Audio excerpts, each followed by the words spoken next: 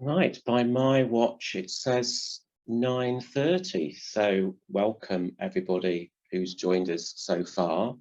We can see that there's still lots of people joining us through the waiting room as we speak, so I will give those people a few moments to join us. But in the meantime, I'd like to say a very warm welcome to the Hay Conference today. My name is James Hempsall and I'm the chair for today's event.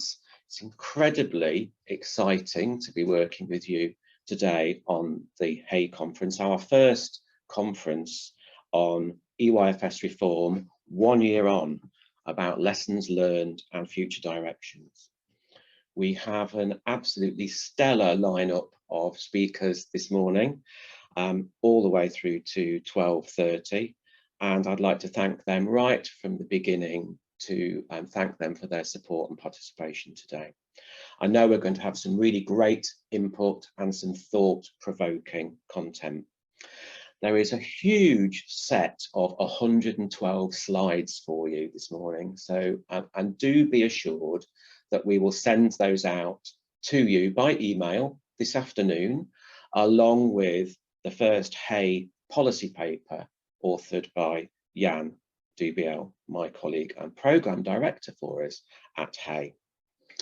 This is a Zoom webinar, which means that we cannot see or hear you, much as we would like to, but we've had an amazing 1,600 bookings for this morning's conference, which is an incredible response to what we are wanting to achieve through the Hay programme.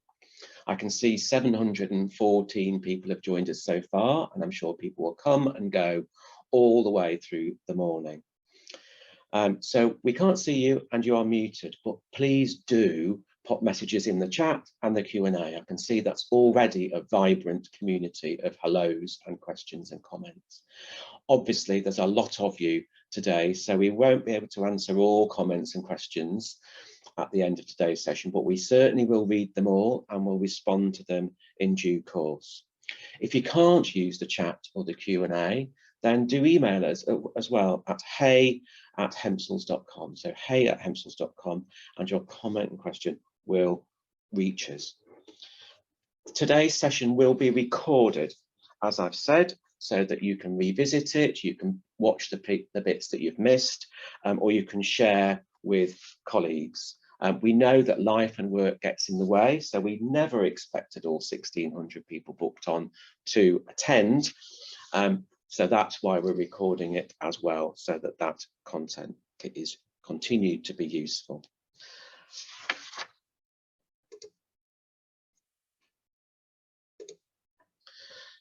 So we're here all together today because we really wanted to do something new and different in the early years space.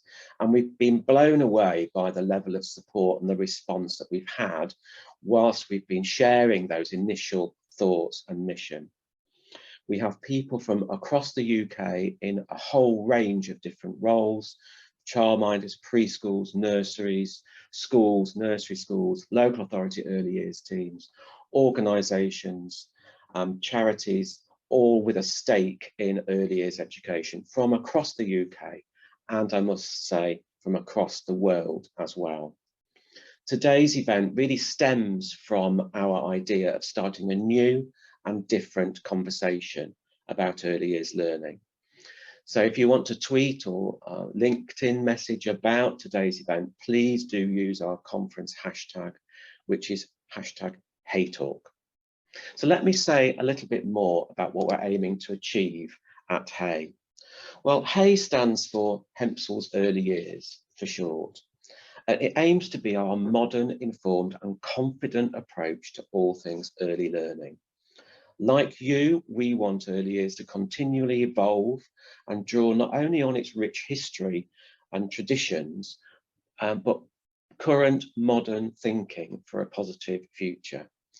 We want you to work with us to raise quality and achieve better outcomes through a deep understanding and knowledge of the curriculum, so that we can all play our part in inspiring early educators through a pedagogical repertoire optimising children's learning. And we developed this mission over the summer this year, and we're already starting to work in local areas through the things that we are offering. But this is our first national event, and if it all goes to plan, there'll be more online events and face-to-face ones too. We are keen to hit the road and work in as many areas as possible. So what are we aiming to do? Well, you can find out more about the Hay offer at hempsals.com/hay, or you can contact us, as I've said, on hay@hempsals.com.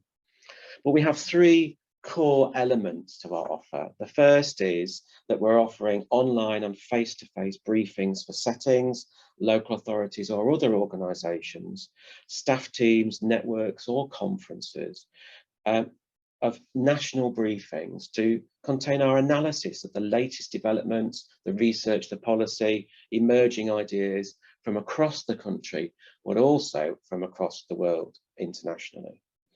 And we're offering a new programme of continuous professional development training so that we can all achieve the highest quality linked to the Hay mission.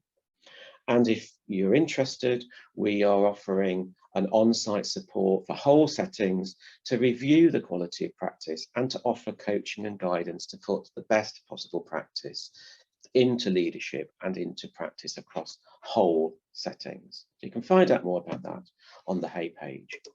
So what are we aiming to do today? Well, this is today's agenda. After my welcome, now we're going to hear from Dr. Julian Grenier about the intentions of reviewing the EYFS and his experience of that whole process over the past couple of years, I would guess.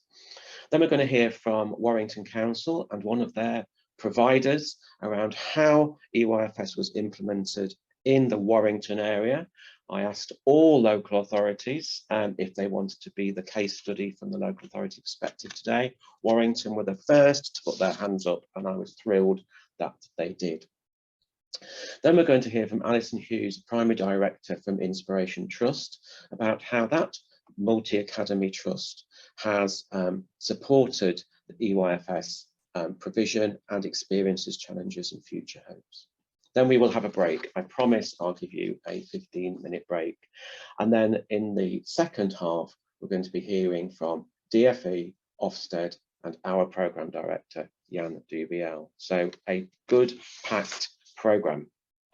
So a few reminders there then. Remember, this is a Zoom webinar. You're muted and we cannot see you. Please do use the chat function and the Q&A. We are listening and reading those comments, and we will do throughout the morning and afterwards. You can contact us on that email address. And a reminder there that the presentations are recorded today, not the chat or the Q&A is recorded on the recording, and we'll be sharing that link afterwards along with the slides. This afternoon, you will get an email with the slides and the policy paper. And a little later on, when the recording's ready, we'll email you again. And please do use that hashtag if you are on social media. So let's get started then. It's now my pleasure and privilege to introduce our first speaker. Over to you, Julian. Thanks, James. And what a delight it is to be here and to see the participant number kind of notch its way up to 800, which I'm sure we're going to reach any second now. And when we were kind of gossiping a little bit in public earlier, James and I were just reflecting on the fact that we've been working together on and off and doing things together for many years, and it's a particular pleasure to be here with Hempsals, to be at day one of Hay, and to work with James and Jan and all the rest of the team. So I'm going to offer some reflections about the EYFS 1 year on, and it feels like a very special opportunity to share those thoughts with everyone, which I hope will be a springboard for dialogue and the sort of professional discussion that really brings out the best of all of us in early years, I think, where we have a range of experiences and backgrounds and opinions, but a shared focus on wanting the best for all of our children and all of our families. And that's why I've never regretted spending the decades that I've spent working in early years. James has kindly offered to move my slide deck on. So first of all, just because everything kind of goes into the past quickly in the rear view mirror, the things that were big for us become little dots very fast. So a quick recap about what the rationale was behind changes to the EYFS, which became statutory just over a year ago. So firstly, communication. So communication has always been important in the EYFS. It's always been something we've put a high priority on as practitioners and leaders. But it's fair to say that in the most recent period, the research and evidence around the importance of children's communication has become, if anything, stronger. So we know that communication provides the foundations for children's thinking and learning. And that's why it's important that we prioritize it. We know that a broad vocabulary at 5 is strongly associated with success throughout your later schooling. We know that children with broader vocabularies will make faster progress when they begin to learn reading in reception and onwards through their school career. And the revised EYFS reflects that increased evidence base we've got around communication and its core significance. Now, of course, one of the joys of the EYFS is that everything was together. So this is very much about that broad and balanced and rich curriculum for all children. We know that all of the prime areas are hugely significant for children's development.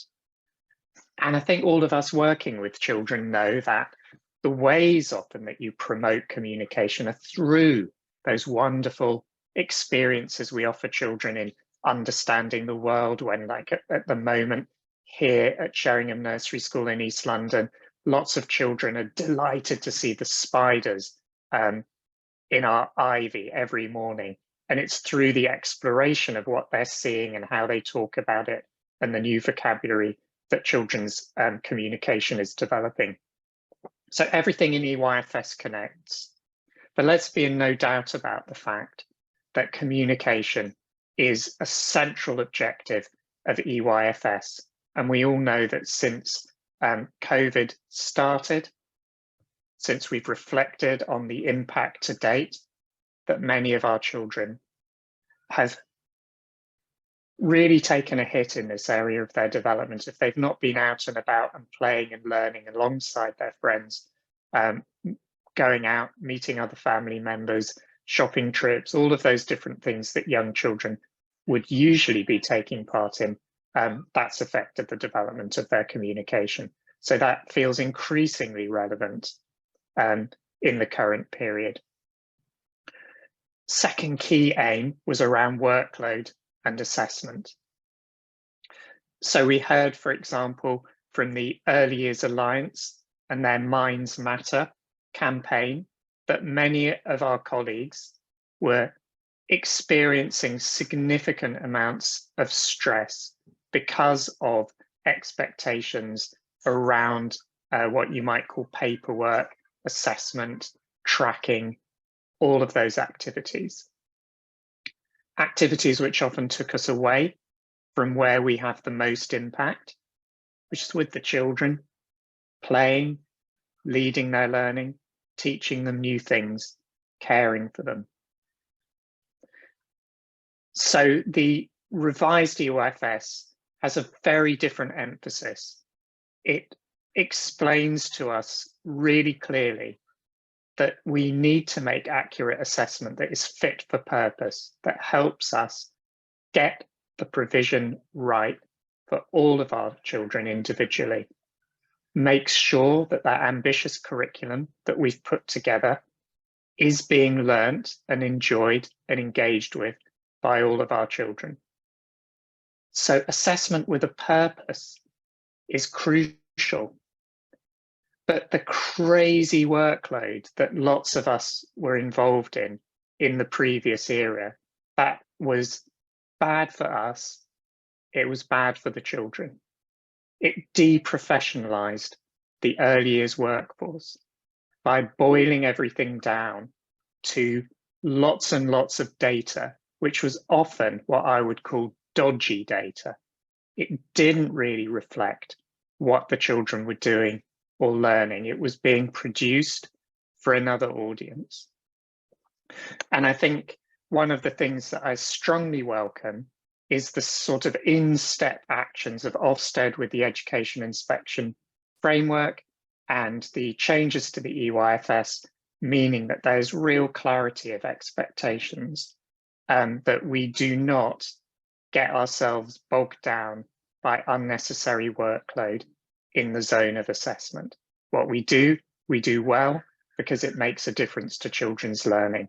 The stuff we did for someone else doesn't want to see it anymore. It's back to us as professionals to use assessment effectively and well. And the third point, I would just like to kind of recap here about changes to the EYFS is the critical importance that we achieve greater equity for children and their families in England. Now, we can't do that solely through early years education and care.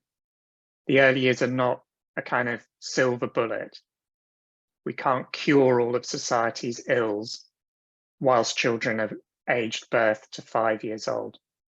But we do know from the evidence that we can make a very big difference to children's life chances if we act in their best interests in the early years. But of course, that has to be part of a wider package which supports family well-being, which means that we have lower levels of child poverty in our country, which means that we don't do home visits here from Sheringham Nursery School and visit families of 3 or 4 children, all sharing one bedroom, with babies' clothes and bedding getting mouldy because of the poor housing conditions that many of our families live in.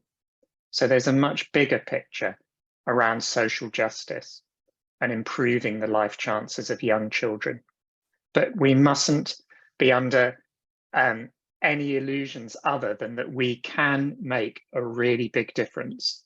We can, but unfortunately, we don't actually achieve that big difference to boost the life chances of disadvantaged children as much as we'd all like to.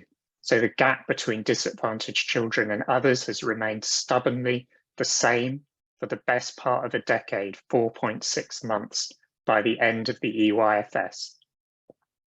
And it would be nice to think that that gap then reduces as children go through primary school and they've got years of primary education to make up that ground.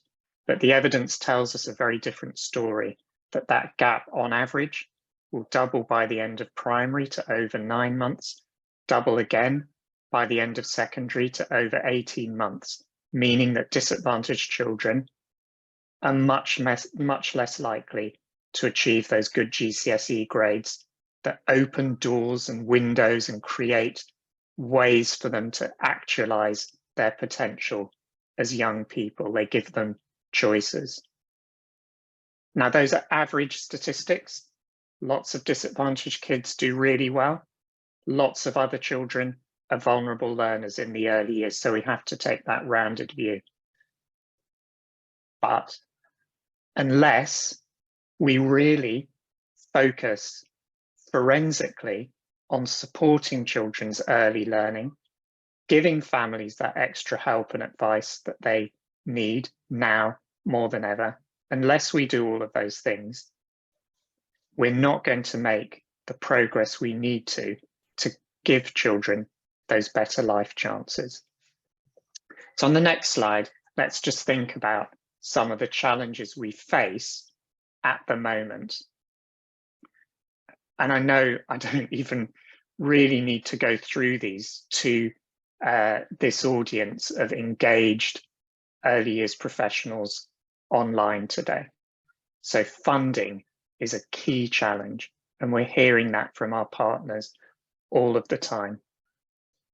Rising costs, funding that doesn't meet those costs makes it very difficult to do some of the things that we'd like to do. We know that we're all struggling around workforce, that it's hard to recruit and it's hard to retain.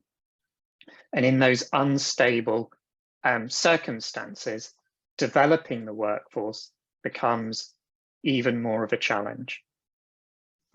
The more staff turnover we have, the harder it is to create the sorts of teams that we know we need to make a difference for our young children. And certainly one of the things we're seeing here in East London, for example, is a loss of really good people in the early years to other better paid positions locally in retail, for example, and that's becoming a big challenge for us here.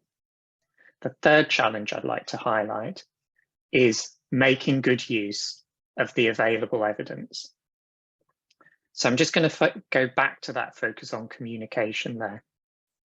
So we're a research school funded by the Education Endowment Foundation, disseminating high quality research and evidence with early years settings, schools, all the way from early years through to secondary. And what we see is that it is often very challenging for us as practitioners to sift all of the research and evidence that's out there to make the best use of it. So we'd like to do that, but it's difficult.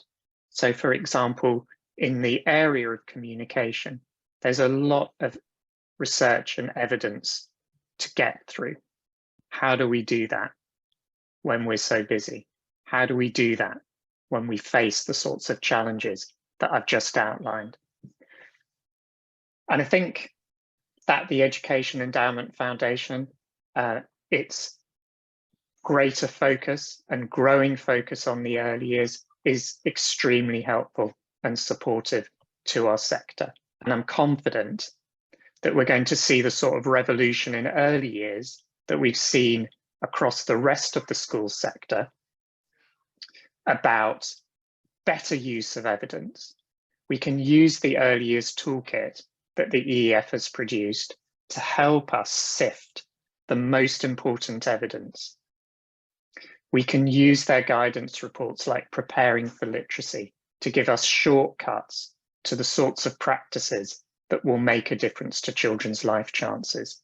Because, for example, if we can work effectively to improve children's early communication, that will go a long way towards making up that gap between disadvantaged children and the rest.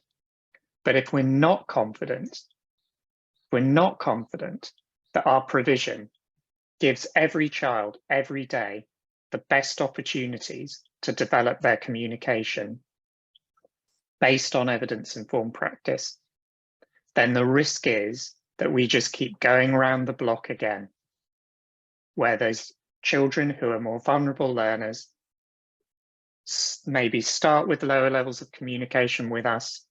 They don't make up the ground whilst they're with us. They start reception at a disadvantage compared to the rest of the class, and things get increasingly difficult for them. So we have a lot of the evidence we need, but making use of it is difficult. And of course, now we add in the impact of the COVID-19 pandemic to all of these challenges. But you know what? I'm really confident that we've got this in the early years, that we know lots of the things that will make a difference to children who come to us with delayed development because of the impact of lockdowns, for example, because we've always worked with children who've come in with those struggles. We've just got more of them now, but we know what to do. We've got the evidence. We just need that coming together as a sector to apply the best of what we can do and the best of what we know to support this generation of children who really do need our help and support, as their families do too. And I'd just like to end this slide thinking a bit about what I call the millstones of history.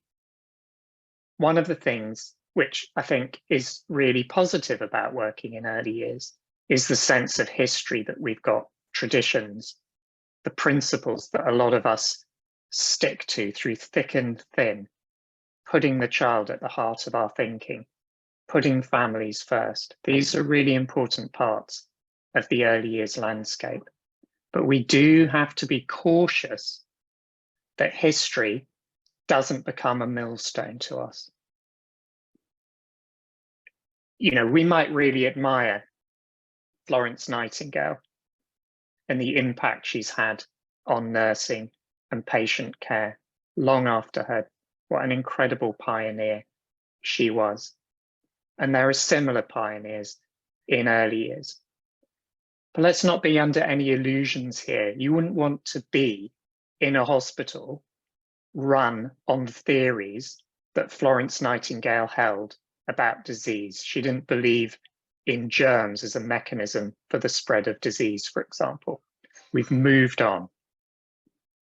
I don't want to go to my GP to be told that the treatment I'm getting is in line with something that was set out in 1931 by a pioneer. When the evidence changes, we've got to change our minds in the early years. It's our responsibility to keep up with the research and the evidence. The great pioneers, Margaret Macmillan, Susan Isaacs, to take just a couple of examples, people who I read and go back to all of the time, they didn't have the insight into the importance of communication in children's thinking and learning that we have. They didn't believe that all children had the potential to succeed in school in the way that we do. They contribute a huge amount to our thinking and our principles, but the world has also moved on, and we must move on with the world and with the evidence if we're going to tackle the huge challenges that we have ahead of us. So if you could move on to the next slide, please, James. So let's just talk a little bit about what we've been doing here as East London Research School, as Sheringham Nursery School and Children's Centre in Newham, East London, to meet some of these challenges. First of all, building on the legacy of our GLA Greater London Authority funded hub, we've continued to work together across the sector. That's got to be the way forward, hasn't it? There's one EYFS, one EYFS. Doesn't matter where children access it, they've got that entitlement to that statutory framework. It's not good enough for me as a system leader to be concerned about the 185 children on roll here and not be concerned about the thousands of children from birth to 5 in our local neighbourhood. And we've got that working together steering group here that brings together PVI settings, childminders, health professionals, adult learning, Newham Council, and other key stakeholders so that we can coordinate, make a difference for all of our children, regardless of where they're accessing EYFS. So that collaboration across the sector has been key to what we've been doing. That focus on communication has been a big part of our work, and in a moment we'll see a bit of video exemplification of that from the Education Endowment Foundation. We have been working really hard to expand our understanding of children's self-regulation and personal, social, emotional development, because we know what a challenge that is at the moment. We've worked closely with the Peddle Centre at Cambridge University and others to get a more up-to-date understanding of what we should be doing in this space, because boy, do our children need support in this area. And one of the big insights that is reflected in the revised development matters is that, for example, the new prominence given to self-regulation at the front of the guidance, and within the examples, the ones that show the active steps that we can be taking as early as practitioners to help children learn how to regulate and manage strong emotions. So we move beyond the idea that it's about key person and routines, loving care, and children kind of internalizing all of that. That is essential. Those are the foundations that have to be in place. It's essential, but it's not adequate. For some children, we need to do more. And the research tells us what we can do more of. For example, helping children to talk about and reflect on their feelings, using strategies like zones of regulation or calm jars, remembering that as children develop their communication, they're more able to talk about their feelings and their emotions, to tell us how they're feeling, to manage conflicts with their friends without getting really angry or upset or withdrawn. So we know a lot more about this, and we've been working hard to put into action and to share new knowledge with others. Physical development, we've worked closely with Iram Siraj at the University of Oxford and other key stakeholders to think about how that improved focus on physical development is not only good for children's health and stamina and fitness and well-being, but also supports their self-regulated learning, helps children to feel more confident, helps children to get good at monitoring what they do, bounce back when things go wrong, tackle difficult challenges with confidence. So through some of our provision like Forest School or our big bike project, where we've worked in collaboration with London Early Years Foundation with the ambition that all children learn to ride a two-wheel bike during their time in nursery. That's not only helping physical development, that challenging curriculum that we're putting together, but it's also helping their learning across the board, which is always the best of EYFS. And thinking about that rich and inclusive curriculum has been such a big part of our work. And I've just blogged a short update on the work we've been doing here around curriculum. And I just want to stress the challenge of inclusion. So like everyone who's joining in this morning, we're seeing lots of children who are struggling with their learning, some of whom might have SEND, which hasn't been picked up earlier because they haven't really been seen by other professionals before starting with us. Some children who've just missed key experiences and who we just need to work really hard with to help them have those experiences so that they can begin to catch up in their development. But we've got to get beyond practices which put a glass ceiling on the progress and achievement of children with SEND, attaching one-to-one support with children and allowing children to completely self-direct through the day with one-to-one support, kind of 1 or 2 steps behind them. That's not good enough for those children. They need to access the rich and high quality early years curriculum that's available for all our other children. And we've known since the EPSI findings that children who are seen to be struggling with their learning, when the EPSI researchers tracked those children, they found that they experienced a narrower curriculum than other children. They didn't have the same opportunities to learn in key areas. They had more negative interactions from staff and fewer pro-social interactions with staff. We can't be surprised that that then becomes a downward spiral. The EPI tell us that by the end of the EYFS, children with SEND are on average 10 to 15 months behind other children in their learning. That's a huge gap for a 5-year-old. I really do feel, understand and experience the challenges around SEND every day as a leader here. The problems with the system we've got, the problems with funding, all the things that don't work. But we're really good as well at early years at being can-do about these problems. And I think even despite the challenges we're facing, we can do better for children with SEND, and we need to.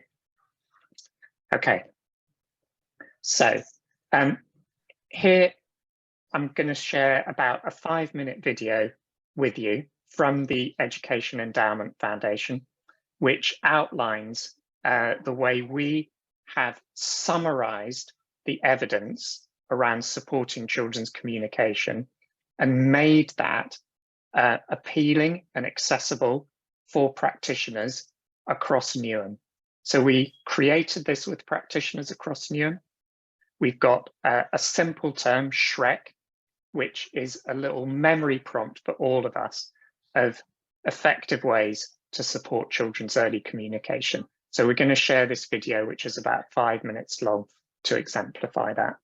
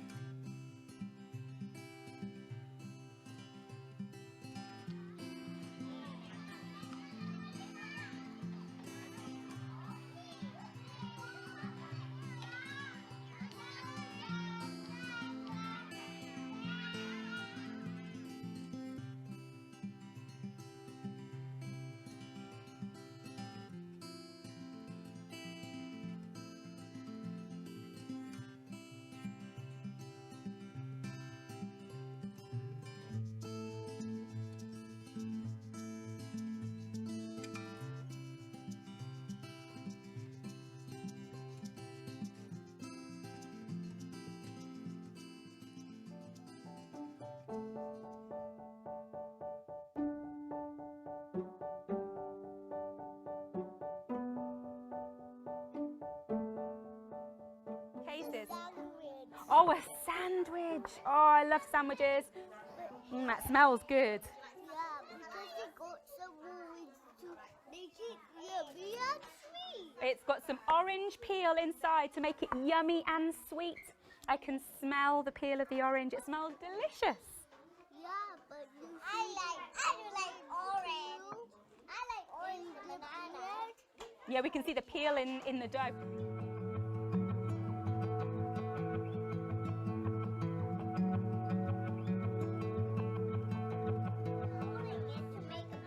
You're rolling it with your hands to make a ball. Yeah, that's right. Yours is quite a small ball. I'm just using a very big. You can make it bigger, can't you? You could add some more dough and make it bigger.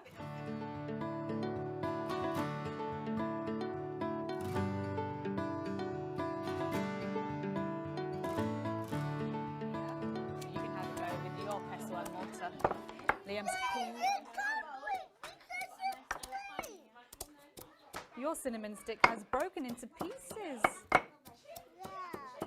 We see how Rahima pays close attention to what Liam is interested in. This one is already broken. Yeah. Do you want to try another one, Liam?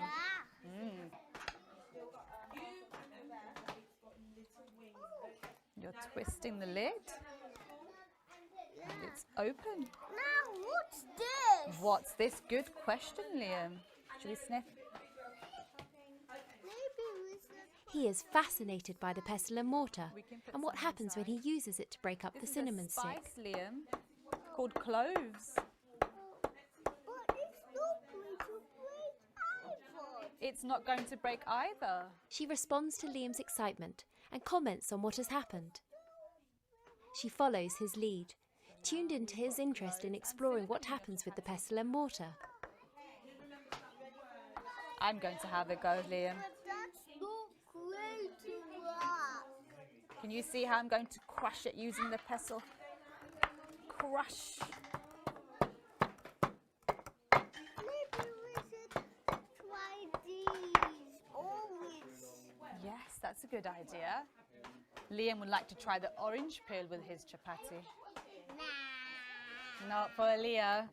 Oh, I might crush it first, Liam.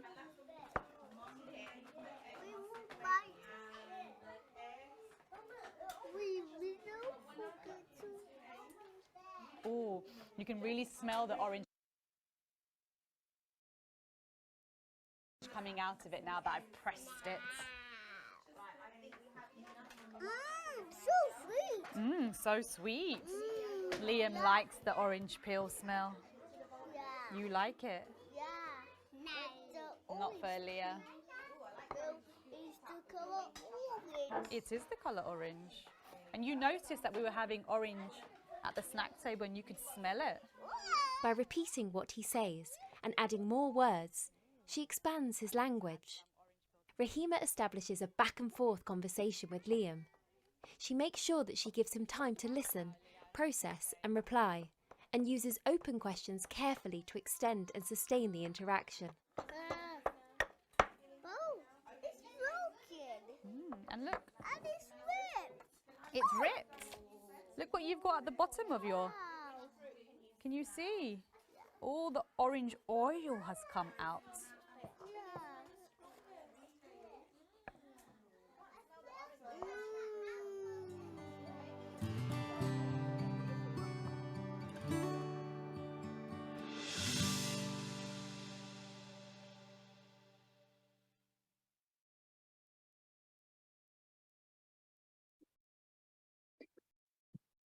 Okay, so you can find that video on the Education Endowment Foundation's website, but I'll also put it on my social media timelines on Twitter and LinkedIn.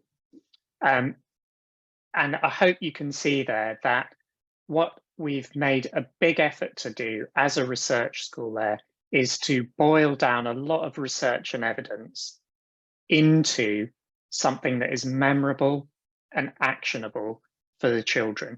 And the key point to remember, of course, is that we're talking about every child, every day. It's not going to be helpful if some children who already are used to conversations with adults and are chatty and have a good vocabulary, if they do lots of that every day, that's great for them. What about the other children? What about the children who are further away from the adults in the provision, who don't engage in that conversation? Is there a risk that those children fall further and further behind in their language development? Yes, there is. So we've got to be really clever and careful and organized to make sure that we offer these opportunities for every child, every day. So just to round up in the last couple of minutes, Development Matters, revised EYFS, the work we're doing as a research school, all of this focuses on evidence-informed professional development that ties in with leadership. We need to think about what we're leading our practitioners to learn and do better, as well as how we lead. Sometimes there's been a big focus on the how, the leadership skills, bringing people with you, inspiring colleagues, dealing with the ups and downs, all crucial, but not adequate to face the challenges we've got in front of us now. We need to think about the what as well as the how. And Development Matters gives those 7 really key areas of professional understanding, which can guide the programs we offer. But you may have noticed, for example, in Tapestry and Foundation Stage Forum's recent survey, that over half of all the respondents said that although they'd taken part in regular professional development, they didn't think it had had any impact on their practice. So we've got quite a mountain to climb there. Finally, just to say that on the final slide, I just want to summarize what the changes for the EYFS were intended to do and how those are exemplified in the documents like Development Matters or what to expect in the EYFS, the guide for parents. That stronger focus on early communication that is key to giving all children more equal life chances. It's rooted in research, but it's also rooted in frontline experience of practitioners engaged in early years care and education. And our network here in Newham, with over 50 other settings collaborating, was the basis for a lot of what's in the guidance there. Professional judgment. We've got to trust the professionalism of our workforce and make space and time for people to put that professional judgment to work in the best interests of the children. That focus on improving children's life chances. And finally, the reduced length of the guidance, the more accessible style, which makes it a quicker and easier read, and the consistent messages around workload reduction all come together to do one thing, which is to guide us to the best stuff to put into action to make a difference for the children, and to free us from the burdensome work that not only ruins lives, but takes us away from the children who need us.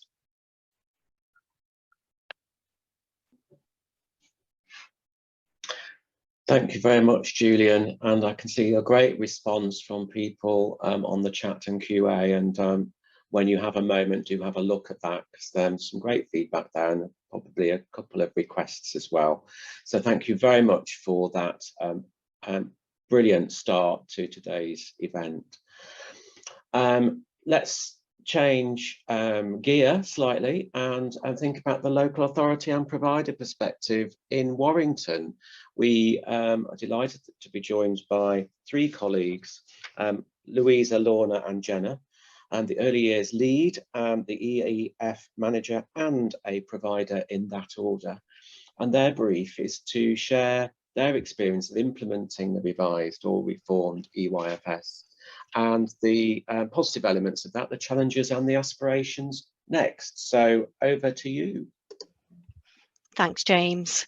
Like James says, I'm Louisa Archer-Hill. I'm the early years lead in Warrington, and like he said, we're joined by Lorna Davis and very kindly Jenna Wellesby from our Chapelford Village Preschool and Link Club. So Jenna's going to talk about the impact and the feedback of the reforms, and she's going to have a particular focus on the reduction of the paperwork, the observation and the assessment. And Lorna's going to touch on, we've recently just taken part or introduced a survey to our settings in Warrington, just to find out where, how they feel at the moment, how things are going. I know we've got a lot of other things going on at the moment, but we did want to really have a really good look at the reforms and the impact that had made. Okay, thanks, James.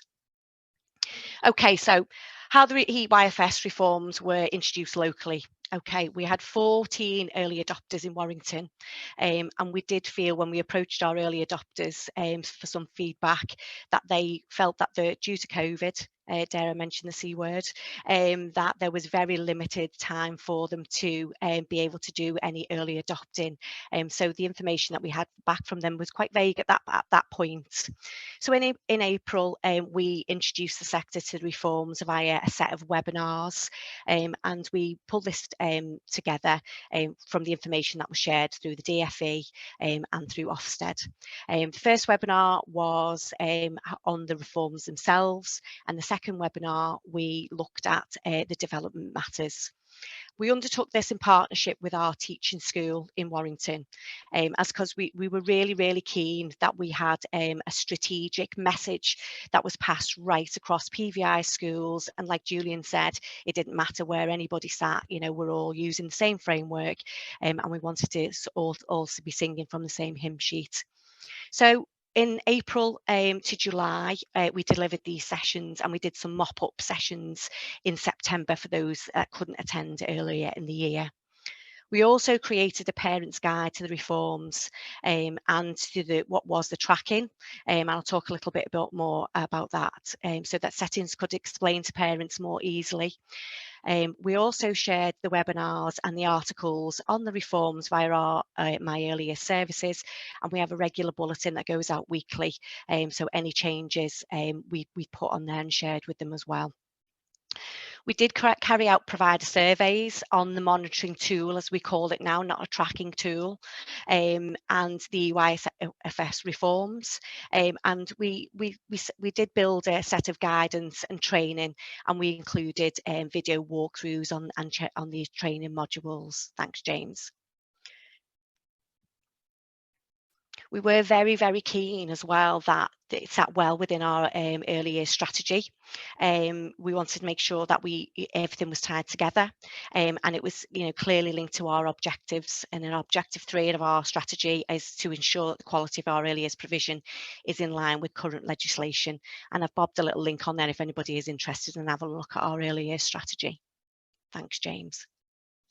So how did it land?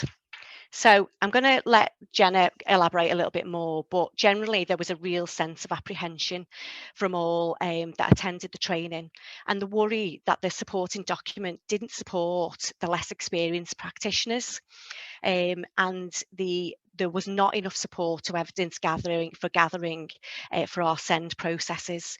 They felt like they were holding on to the documents that they could highlight to show progression, and they at that point they felt like they wanted to continue to do that. But like I said, I'd like Jenna to take over from me in a second and elaborate on that with her experience, because I think it's really important for us to gather that sense on a practitioner level. So thanks, Jenna.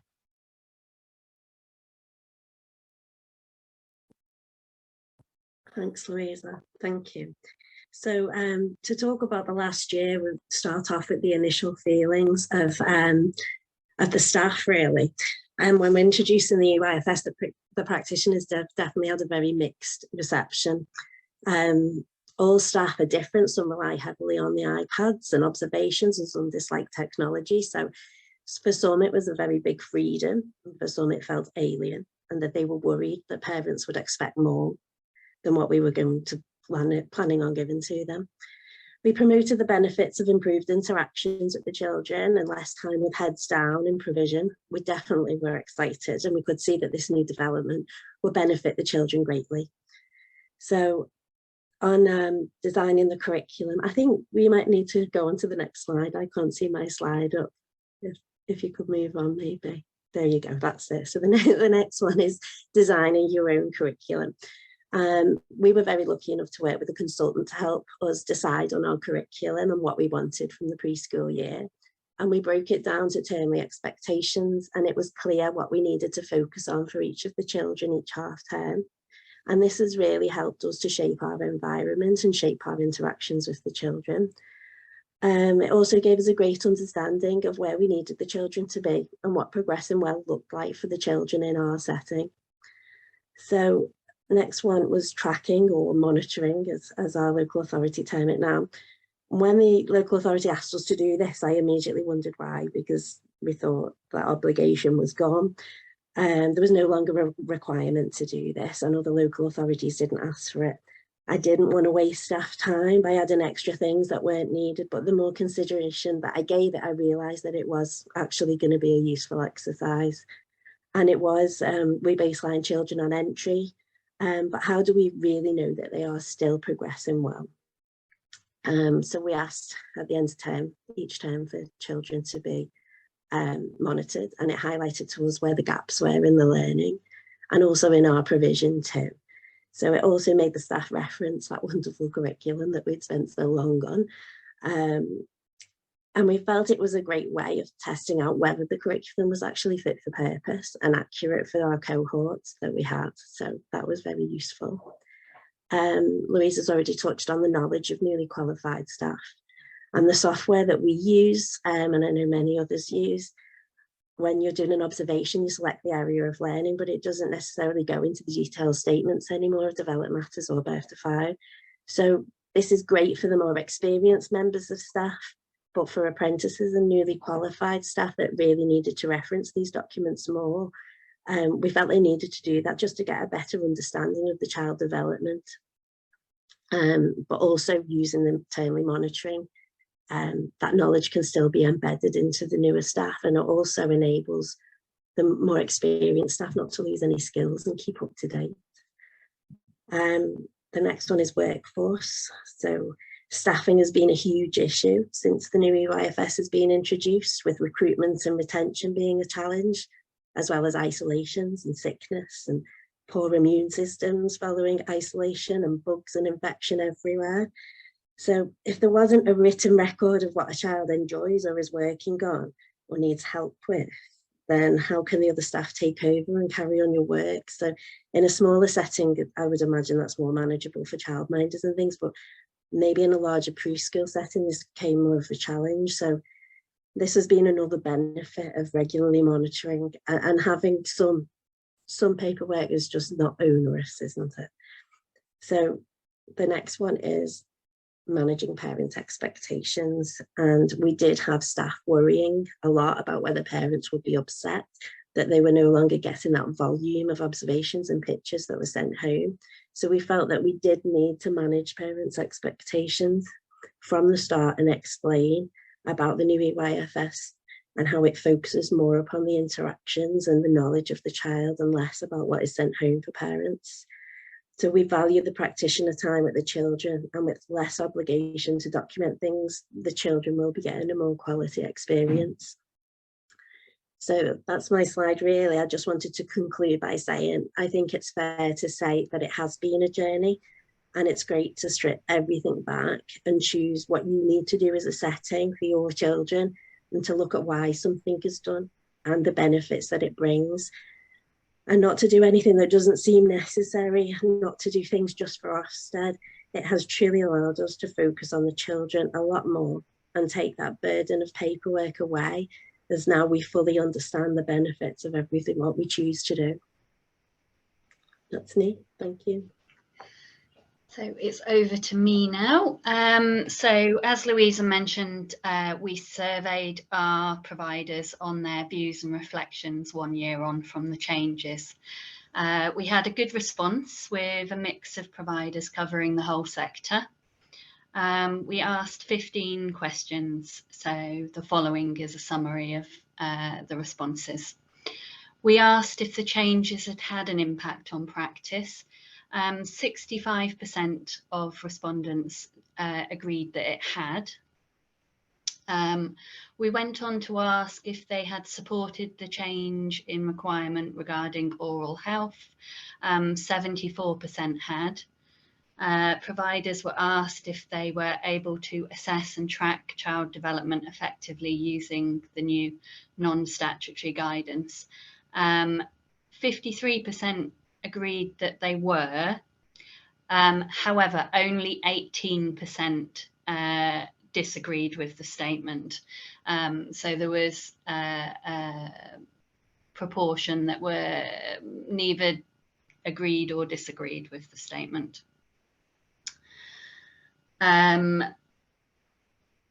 We also asked providers which non-statutory guidance document they were using to support practice. 70% said that they were using Development Matters, with the other 30% stating they were using Birth to 5. We went on to ask if they were using any other tools or publications. As you can sort of see from the word cloud there, there was a variety of tools mentioned. Very few providers listed the same publication or tool in their responses. They ranged from Stew, Elcan, Twinkle, Wonderlust, to name just a few of them.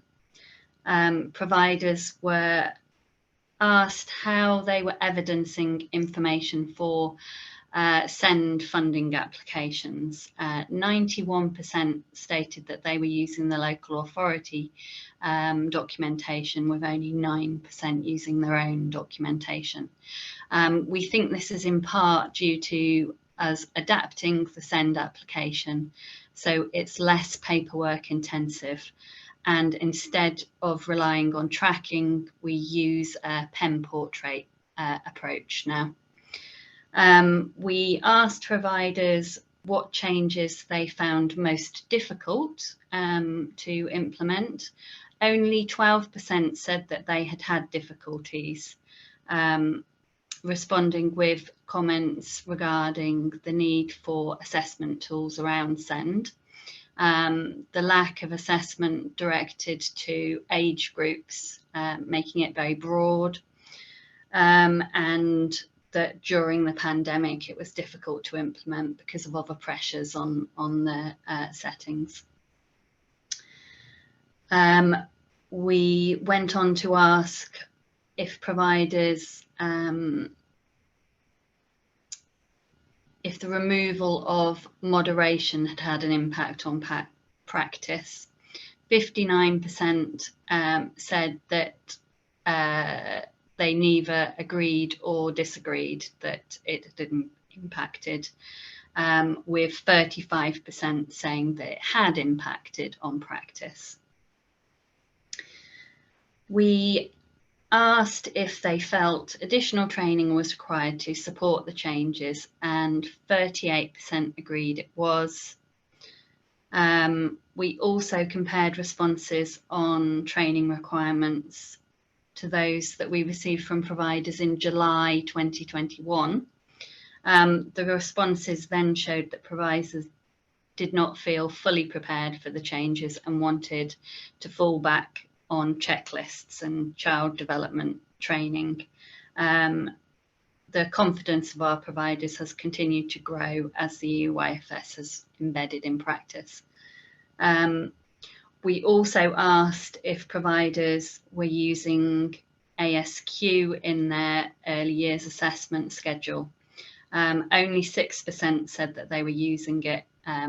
We were requested by our health colleagues to ask this question, and the take-up may be low because there's a requirement to purchase a license, which includes training.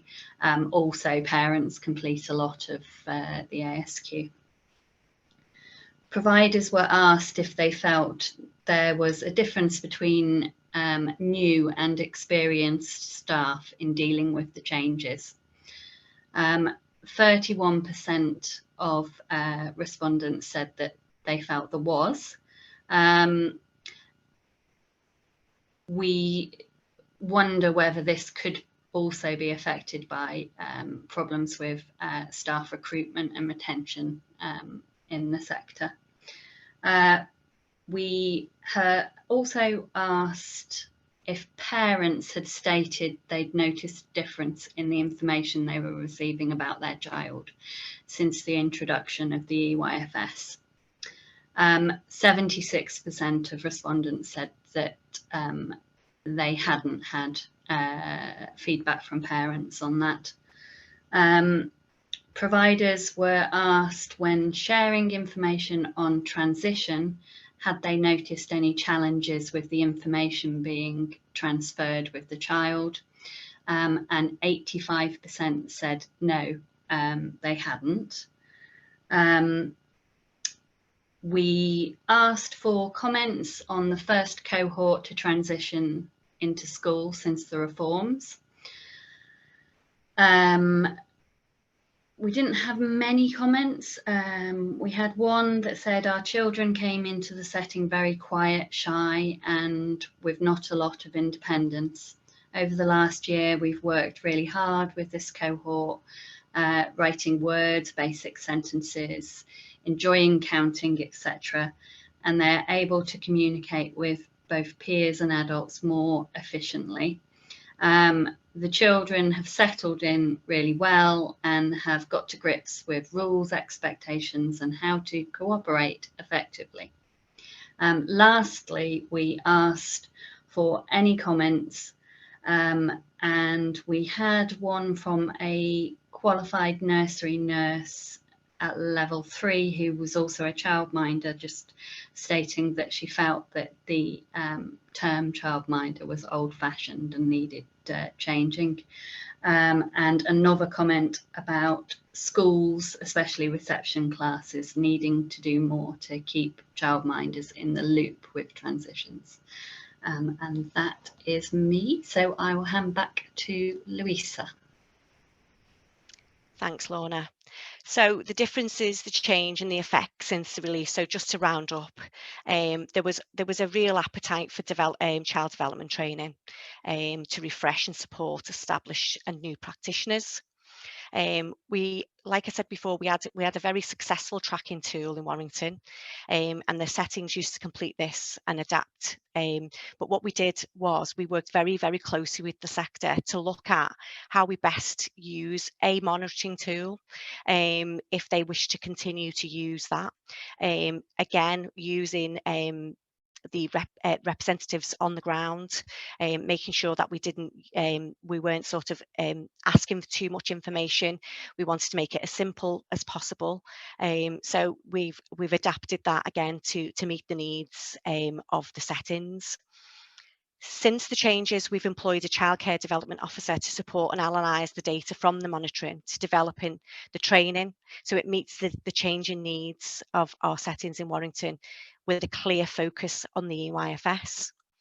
We've advised settings around the assess, plan, do, review cycle to understand the attainment for children with SEND and record this as a narrative using the broad areas of need rather than using those checklists as we mentioned before. We've still got an ongoing oral health training for all practitioners, and with some of our settings participating in the Brush Bus scheme. And we've also held child development training with Sue Asquith. So what do we still need to do? Our final slide. We're developing our speech and language and communication pathway in Warrington at the moment, and we're going to make sure that encompasses the EYFS contributions and that early identification of children. In the future, we hope that our SENCOs will develop in confidence in terms of how they communicate the strengths and the needs of the children with SEND in their settings without having to use those checklists. And we're going to do that through our training as well. We're also going to do some training around the strengthening the relationships with your parents in terms of their communications. And we're going to share some case studies to support the confidence for our SEND practitioners. And finally, we're about to launch our early years employability pack to support the stabilisation of the workforce in Warrington as well. So thanks very much, James, for this opportunity to come and talk today. Any future opportunities we would take on board, so please be in touch again. Fantastic. Thank you, Louisa, Lorna and Jenna, for that fantastic perspective from Warrington local authority area.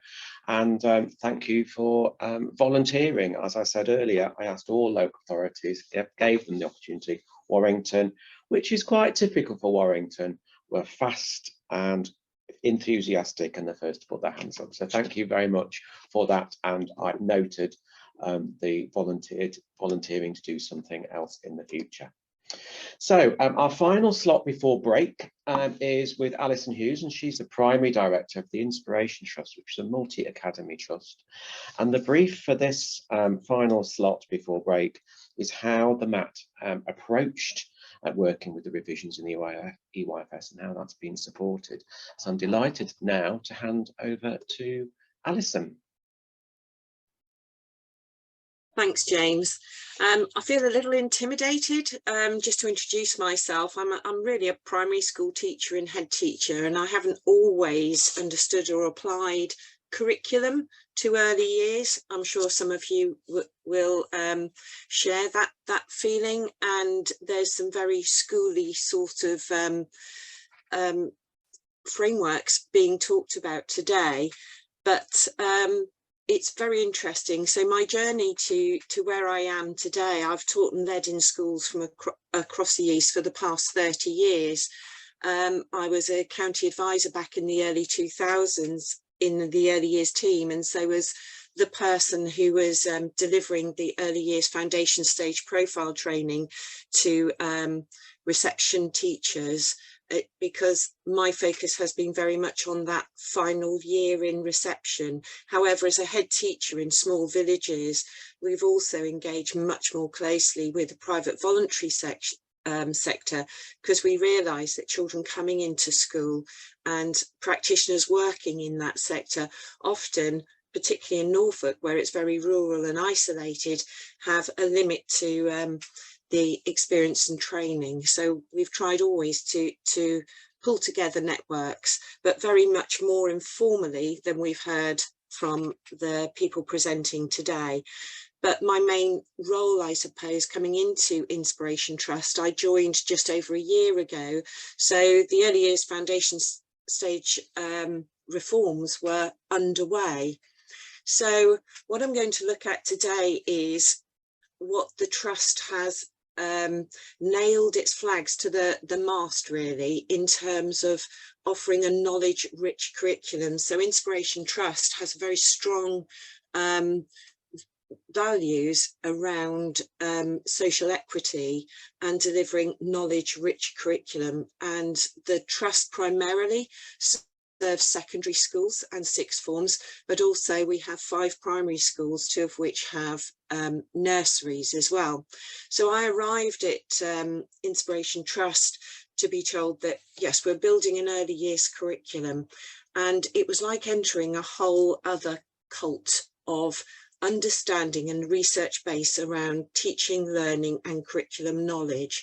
So I'm going to take you through my journey to a certain extent, and whilst I'm going to be referencing things that perhaps can be applied better to older children, my role and the role of the team that I work with in the early years is saying, is any of that relevant to the early years? What can we glean from what's working for older children? Can any of that be applied to the early years? So we start with, if we have the next slide, a story. So just going back to where is the guidance? What do we mean by curriculum in the early years? And really useful guidance from the Help for Early Years Providers in Education. It gives us this, a curriculum is what you want the children to learn in the time they are with you. Now, Julian talked about the wider curriculum in every aspect, and we as early years practitioners really focus on every aspect of child development. What I'm going to focus on today, though, is more about the knowledge and the content of what we might want children to learn in the early years. So there isn't enough time today to go through all aspects, so I'm just apologising now for the focus only on this one area.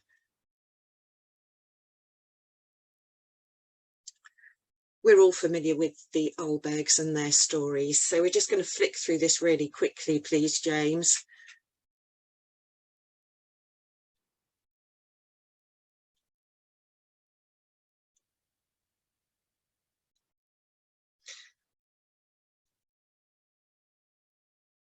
So this illustrates what it is. The skeletons putting the dog back together, but they came up with different solutions that didn't quite make sense. And that's where we focus on what is knowledge. So it's really important that we understand what the knowledge outcome is of anything we teach. So if it's not thought through into its component parts, misconceptions occur and things don't make sense. And the curriculum, we believe, is like a garden. It's never done. Why isn't it? You're always needing to tend to it. We're not aiming, or we are aiming for a perfect curriculum, but like a garden, do you ever reach that point where it's completely done? So it's constantly being reviewed, trimmed, we're growing it in different ways. We ask ourselves different questions and constantly seek renewal. So they're always growing in different ways. So what questions we ask dictate the way it grows.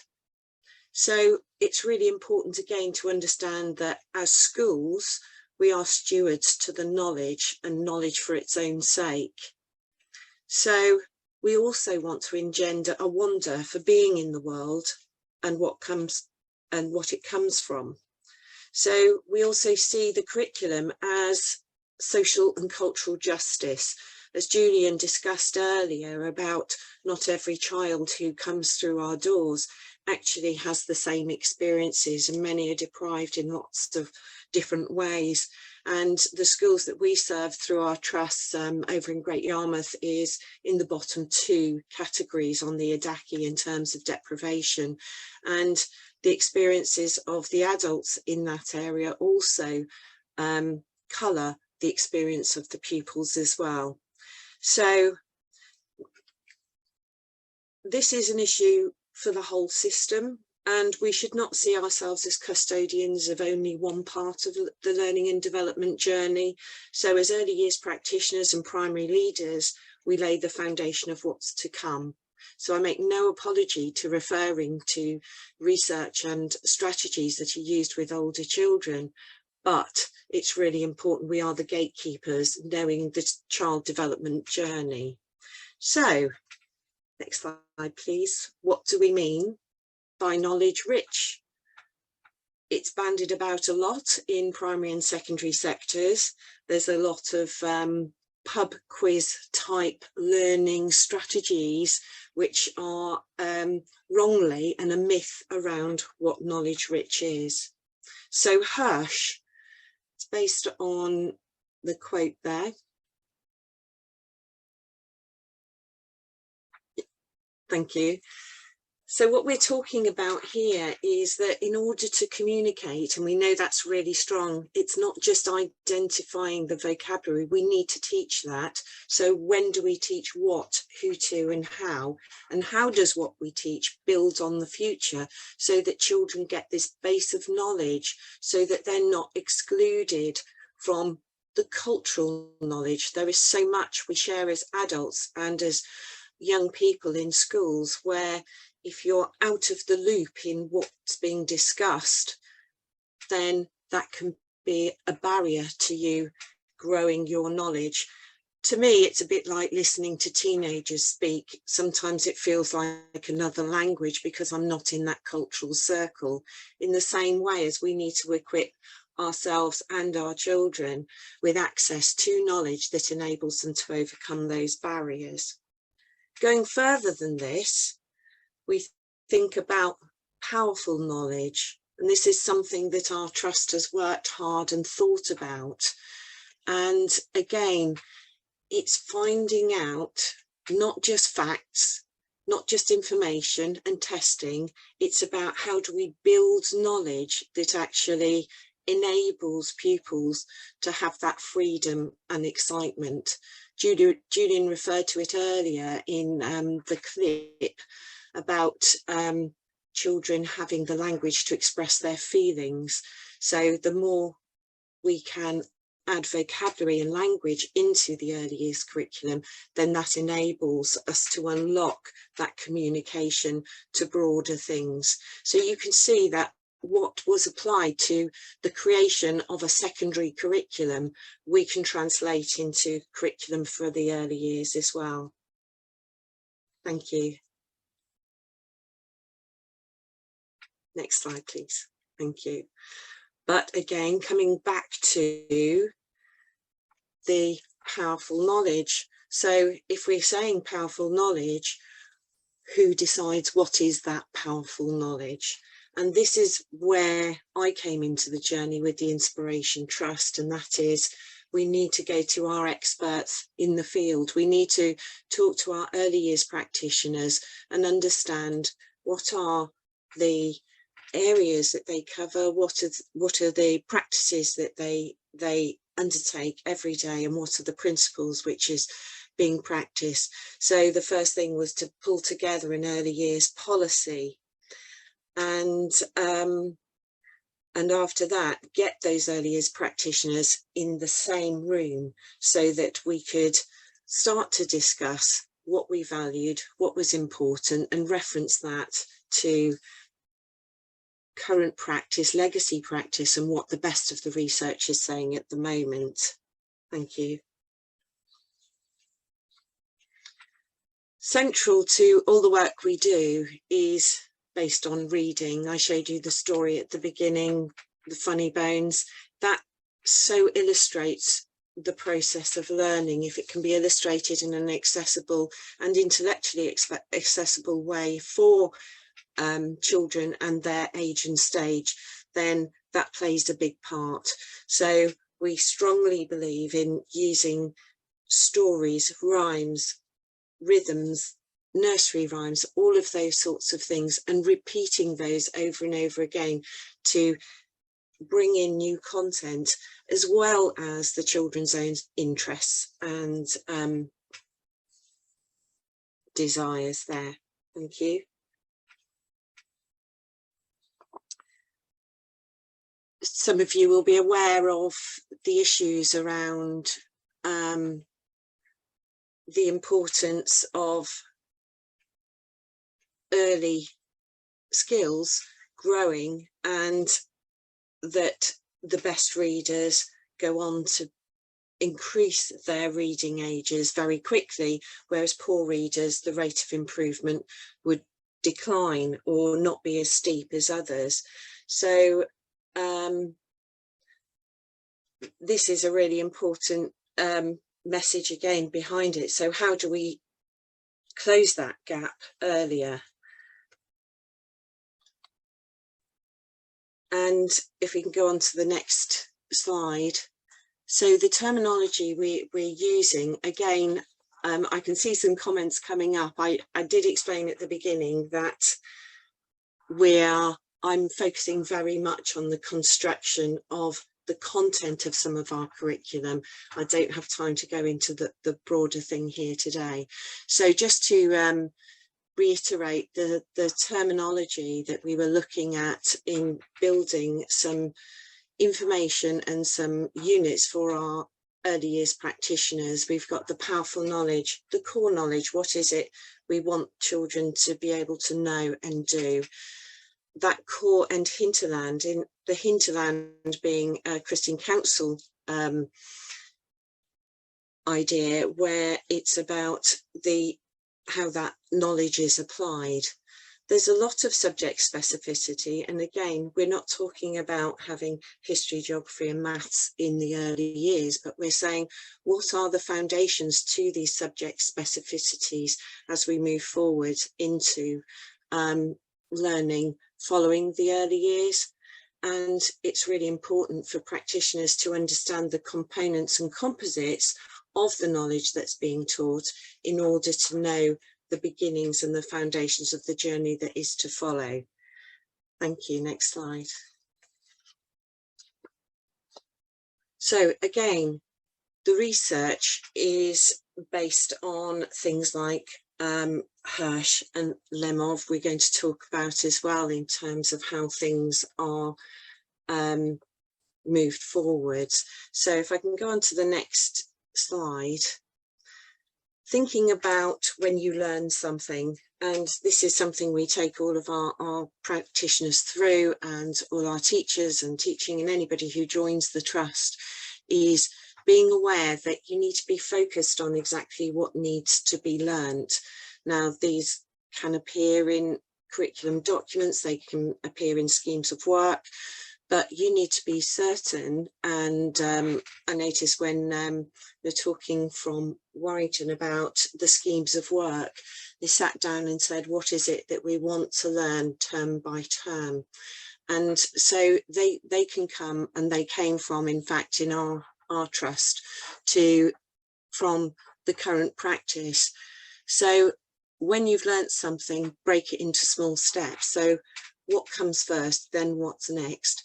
Then it needs to be practiced until you've repeated and it becomes almost automatic.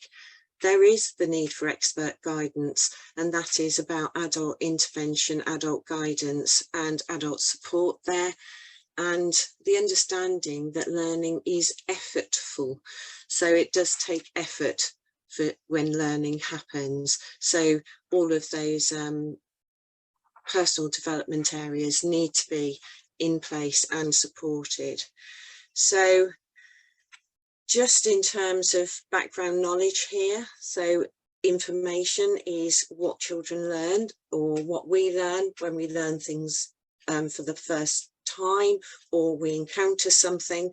And if we prioritize on the bits of information, what we want to do is to draw strings between information and also thinking about how information is linked, and that is the schema theory, in terms of when you introduce something and then you introduce something else, there's opportunities, and you pull together how these are interlinked. That builds up schema, and that makes learning sticky. That's to coin a phrase that Chris Quigley has used. So what do we mean by knowledge rich? What we mean is that what we want children to learn is focused and sequenced. So we understand what it is we want them to learn, that it is approached in a sequenced way. So there isn't that misunderstanding, or it doesn't lead to misconceptions. And if it does, we're aware of where they may occur and we're alert to them. It does recognise individual subject disciplines. There is very much the ground rules. I know when I was teaching in the early years and I was thinking about what is geography in the early years? Well, it's learning about forwards, backwards, left and right. It's learning about over, under and things like that. So I'm not talking about the highfalutin philosophical aspects of subject disciplines. I'm saying, what is the root of that? As we know in history, chronology is a big thing. We're not talking about just facts and fictions about kings and queens and monarchs. What we're talking about is the understanding of me here, yesterday, today, tomorrow. We see it put into a lot of our good early years settings. And also what we're saying here in our construction of the curriculum is we did want to focus on what is being learnt. We know, and there's a focus also on performance and skills and concept building, but what is it we want children to learn? And it's trying to use theories that we're sharing to support practice. Thank you. Again, another aspect that we needed to come to terms with is if we are going to be focusing learning, then it's really important we understand how learning occurs. And there's various models, but thinking about the working memory, and that learning occurs, working on the assumption and the proposition that learning occurs when it becomes part of your long-term memory. So understanding that your short-term memory, your working memory, is actually limited in what it can do, that things also are easily forgotten. So just to illustrate that now, we're moving on, James. So the limitations in working memory is knowing that there are only a few items that can be held and processed at one time. And then we get into the phrase cognitive overload. And if there's too much going on, then that causes performance error. And again, thinking around that when it's stored in that active memory, that working memory, it's taken over by something else every 2 seconds. So when something is encountered for the first time, then it may not even be perceived by the person encountering it. Can we apply this to young children? The other thing is anxiety inhibits working memory performance. I think I'm suffering from that at the moment. And also, on the other hand, if you're cognitively engaged and emotional and excited, then that can expand that capacity. So why is it relevant to the early years? We all know, we are working in the early years sector, and we know that more schema are formed in those early years than at any other time in their life. So we've got to make sure that we cater for all of those things, but not ignore that learning process and understanding how that works. Thank you. So not all children who arrive at our premises, who come to our schools, who go to our nurseries, enjoy this. Next slide, please. Not every child is nourished with these fabulous experiences. we can't necessarily rely on that. And as Julian alluded to earlier, in terms of disadvantaged pupils, we need every child has a right to access as much as they can. So how do we keep that balance in our schools where we have children with that gap in things like language, but also rich experiences and rich emotions and loving and care and nourishment for their bodies as well? So knowing that, how did we move forwards in our trust? So again, thinking about mastery, and that's something again that's followed through the trust curriculum in the older years. But how do we get that? How do we make sure children learn everything that we want them to learn, and all children do that?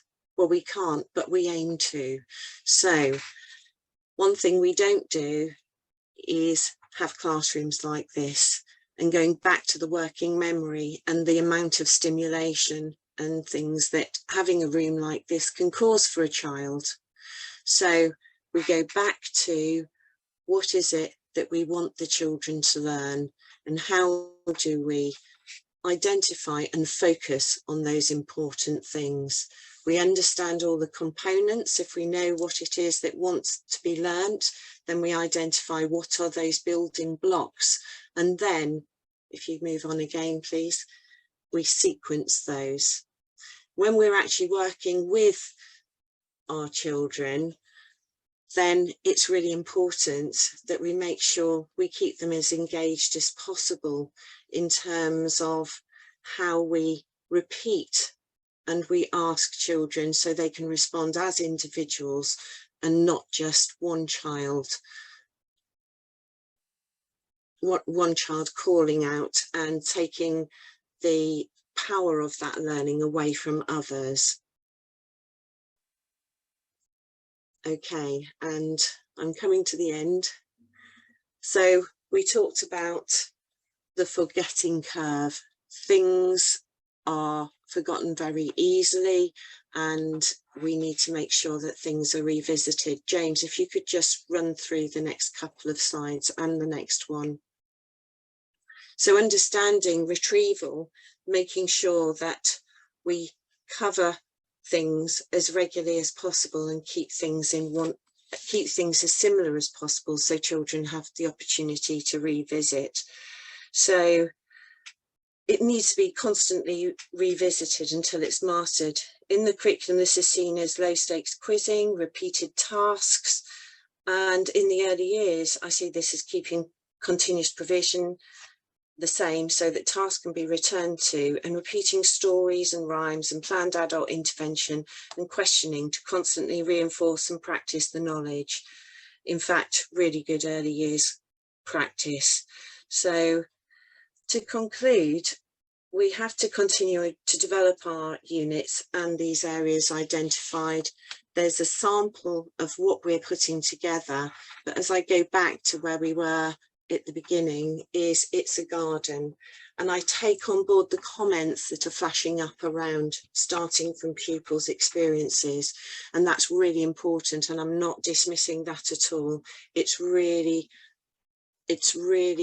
important that the children are the focus. But in amongst this, we are going to be introducing pupils to new knowledge, new experiences, and it's the planning and the sequencing of that it's really important that our practitioners think about and have support in developing.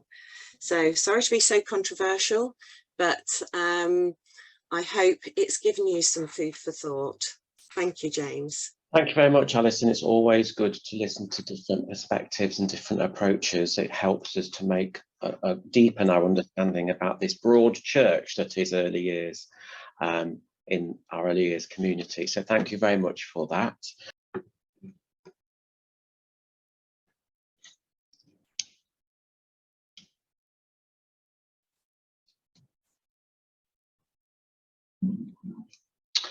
Okay, by my watch, we have reached 11:15, which means the end of break. I'm still drinking my tea, and I'd like to welcome you back to the second half of this morning's conference to continue the HEY mission. We are here to stimulate and facilitate good, open, honest, respectful and inclusive debate and discussion, with the aim that we can all work and grow and develop together as a strong early years sector. And we'll say a little bit more about that later, I'm sure. So I'm delighted to move on, and we have 3 speakers for the final session before we finish at 12:30. We'll be starting with Harjit Athwal from the DFE, the Early Years and Schools Group, before hearing from Jill Jones, the Deputy Director of Early Education in Ofsted, and finally from our Programme Director at HEY, Jan Dubiel, on key issues, challenges and priorities, and a little bit more about the HEY mission. So let's move right on and hear from our second session speaker, and welcome Harjit. Well, hello, thanks James. So hello everybody, thank you for having me. I am honoured to be part of such an esteemed session today with some great speakers that have gone ahead. So I'm going to confess I'm not an early years expert. So my job title is Deputy Director for Early Years and Quality, so Early Years Quality and Workforce in the DFE, which includes responsibility for the EYFS, which is why I'm here today. Like I said, I'm not an early years expert or practitioner, so hearing from others who are kind of doing this on the front line I think is a fantastic opportunity today. But I'm here to talk about kind of where we are on the early years foundation stage journey in the department. So first slide, so that's an overview of where we are on the reforms and why we wanted to, well, why we felt we needed to revise the early years foundation stage and the main features of the reforms that we've included. So, as the slide sets out, the reforms began with a primary assessment consultation in 2017. The key aims of the reforms are to improve child outcomes at the age of 5, particularly around early language and literacy, and especially for disadvantaged children. And as I've heard from people today and for people we talk to across the early years sector, we know that particularly given in the post-COVID world, those are really important things to try and address for young children. There's also a really important part of this was to reduce unnecessary paperwork for teachers and practitioners. That was something we were hearing that was an issue, and we're hoping that the reforms have helped to reduce that. So the reforms were piloted. We did pilot them in 24 schools across the country and had some really good feedback and really constructive feedback on elements. Adapted that before the Early Years Foundation framework became statutory for all early years providers, and that was September last year, which is already over a year ago. So we also the main features of the reforms as set out on this slide around kind of more detailed educational programs across all 7 areas of learning, which we hope kind of have embedded a little bit now. The new statutory curriculum guidance developed matters, which has already been mentioned and was what we developed alongside Julian, who's already spoken today, with specific guidance for reception year for the first time. Clearer, more specific early learning goals, which was something that we heard was needed, and that facilitates a smoother transition into year 1, as well as an overhauled assessment and moderation process to try and reduce the external LA moderation. Now, we know that any change is difficult, and to try and help with the implementation of the reformed EYFS, we developed a number of resources which are listed there on the right hand side of that slide. I'm hoping that most of you have heard of all of those and are using them as you feel is necessary in your settings. Now, Development Matters, as mentioned, we worked with Julian to develop that. Help for early years providers, that's a new online service that has resources on it. If you haven't heard of it, I'm hoping most of you already have. If you haven't heard of it, please do take a look at that. That is something that we are quite keen on and we're developing and will continue to develop, but it has some really useful resources, including videos, which seeing some of the videos that Julian showed earlier on today, often quite a good resource to share with staff as well. We understand. And then there's lots of other guidance for parents, for example, working with SEND, the EYFS exemplification videos, to actually help with the new EYFSP, which was held for the first time earlier this year, as well as the progress check at age 2. So that's an overview of the reforms. So thank you for changing the slides. So we've had some positive feedback from the sector on the reforms. I'm not going to lie and say it was all positive, but we have had some positive feedback which have kind of helped with hopefully the embedding of the reforms. So we held 3 Learn, Explore, Debate sessions earlier in the year, where we had really good turnout from people, from attendees from schools and local authorities across England. And we've gathered feedback from discussions at events which highlighted that most people had felt that the reforms had helped to reduce unnecessary assessment paperwork and helped people spend more time actually interacting with children in their care rather than filling out paperwork. 86% of respondents to the questionnaires indicated that they changed their approach to assessment after the reforms, and 85% said they changed their approach to the EYFSP data collection. And 74% also said that they were using the support provided by the DFE to support the implementation, with 88% using development matters. And I think we had some slightly different statistics from our colleagues in Warrington about who was using development matters versus birth to 5. So, challenges to successful implementation. Now, this slide focuses specifically on EYFS challenges. I'm really conscious, because part of my portfolio also covers workforce, that these aren't the only things that are challenges to the EYFS and successful implementation. There are wider challenges across the sector, including with recruitment and retention, which we are looking at what we can do to help in that, as well as funding. I know that funding often comes up as a challenge, but specifically on EYFS, there's 2 things that we saw as we were hearing as challenges for implementation that we tried to address. The first challenge was about myths around Ofsted inspection, Ofsted, I can't speak this morning, apologies, Ofsted inspections and negative reports from the sector. We had letters to Ofsted with 600 signatories, which said that the way that Ofsted were inspecting against EYFS wasn't what was expected. So we have worked with Ofsted, and I know Jill's coming on next, but we worked with Jill and her team to try and do some myth busting as to actually what the expectations are and how we can address those. So we've published a podcast about inspections in schools under the new EYFS, and we've also, I know that Ofsted colleagues have been providing refresher training to their inspectors to ensure that everybody is up to speed on the EYFS reforms and what they mean. The second challenge is that we have heard is that sector leaders, schools and leaders weren't understanding what the changes to the EYFSP meant and how the data should be used. So obviously LA colleagues previously from Warrington talked about how they've implemented this and what the challenges that they faced in trying to address concerns and questions about what was now meant. So we published the EYFSP myth busting page to map schools, governing bodies, unions, school leadership, with lots of information on the EYFSP.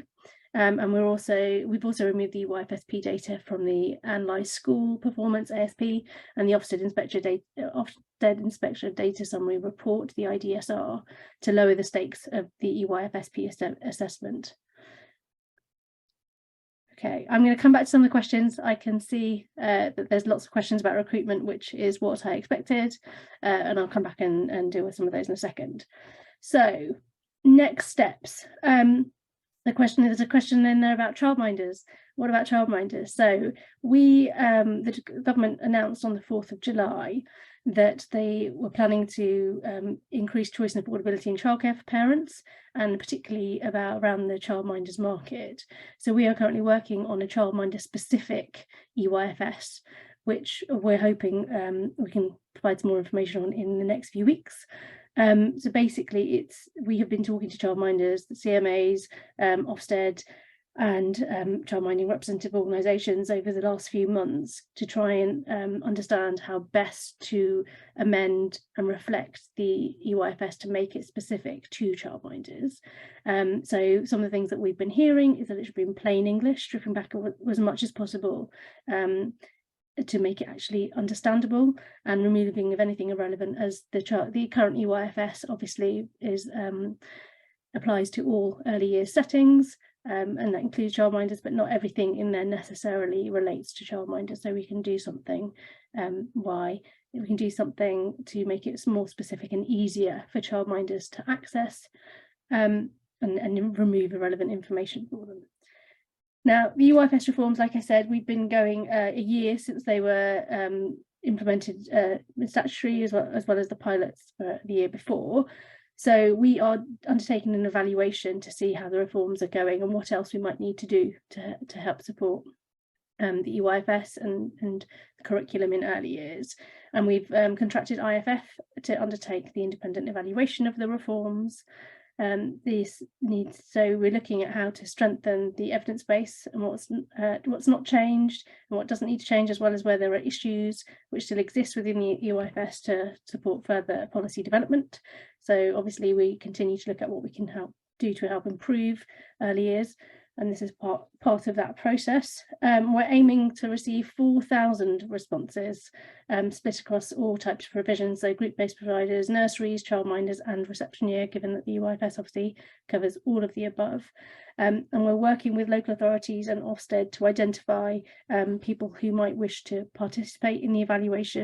And it's a combination of an online survey and some more in-depth interviews with some of those 4,000 respondents, and that will be hopefully the plan is that we'll publish findings at the end of the 22-23 academic year.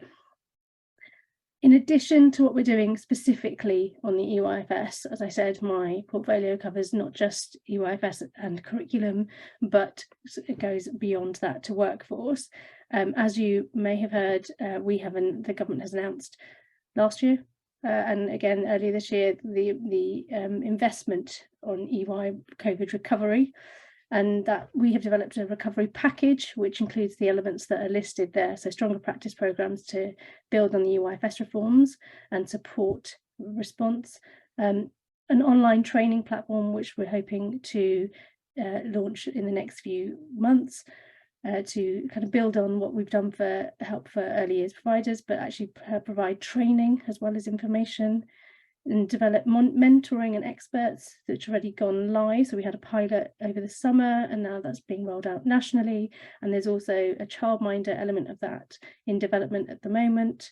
And then also, which also supports whole setting and leadership support, as well as stronger practice hubs, which are going to be rolled out nationally later in the year. And that they will be aimed to encourage evidence-based practice and support improvements via local networks.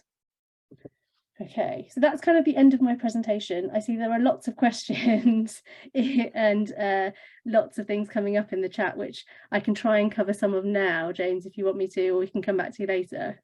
Well, I will take you up on your kind offer, because there's nothing more than the early years sector like than to get direct contact with DFE and to pose their questions and to make our points.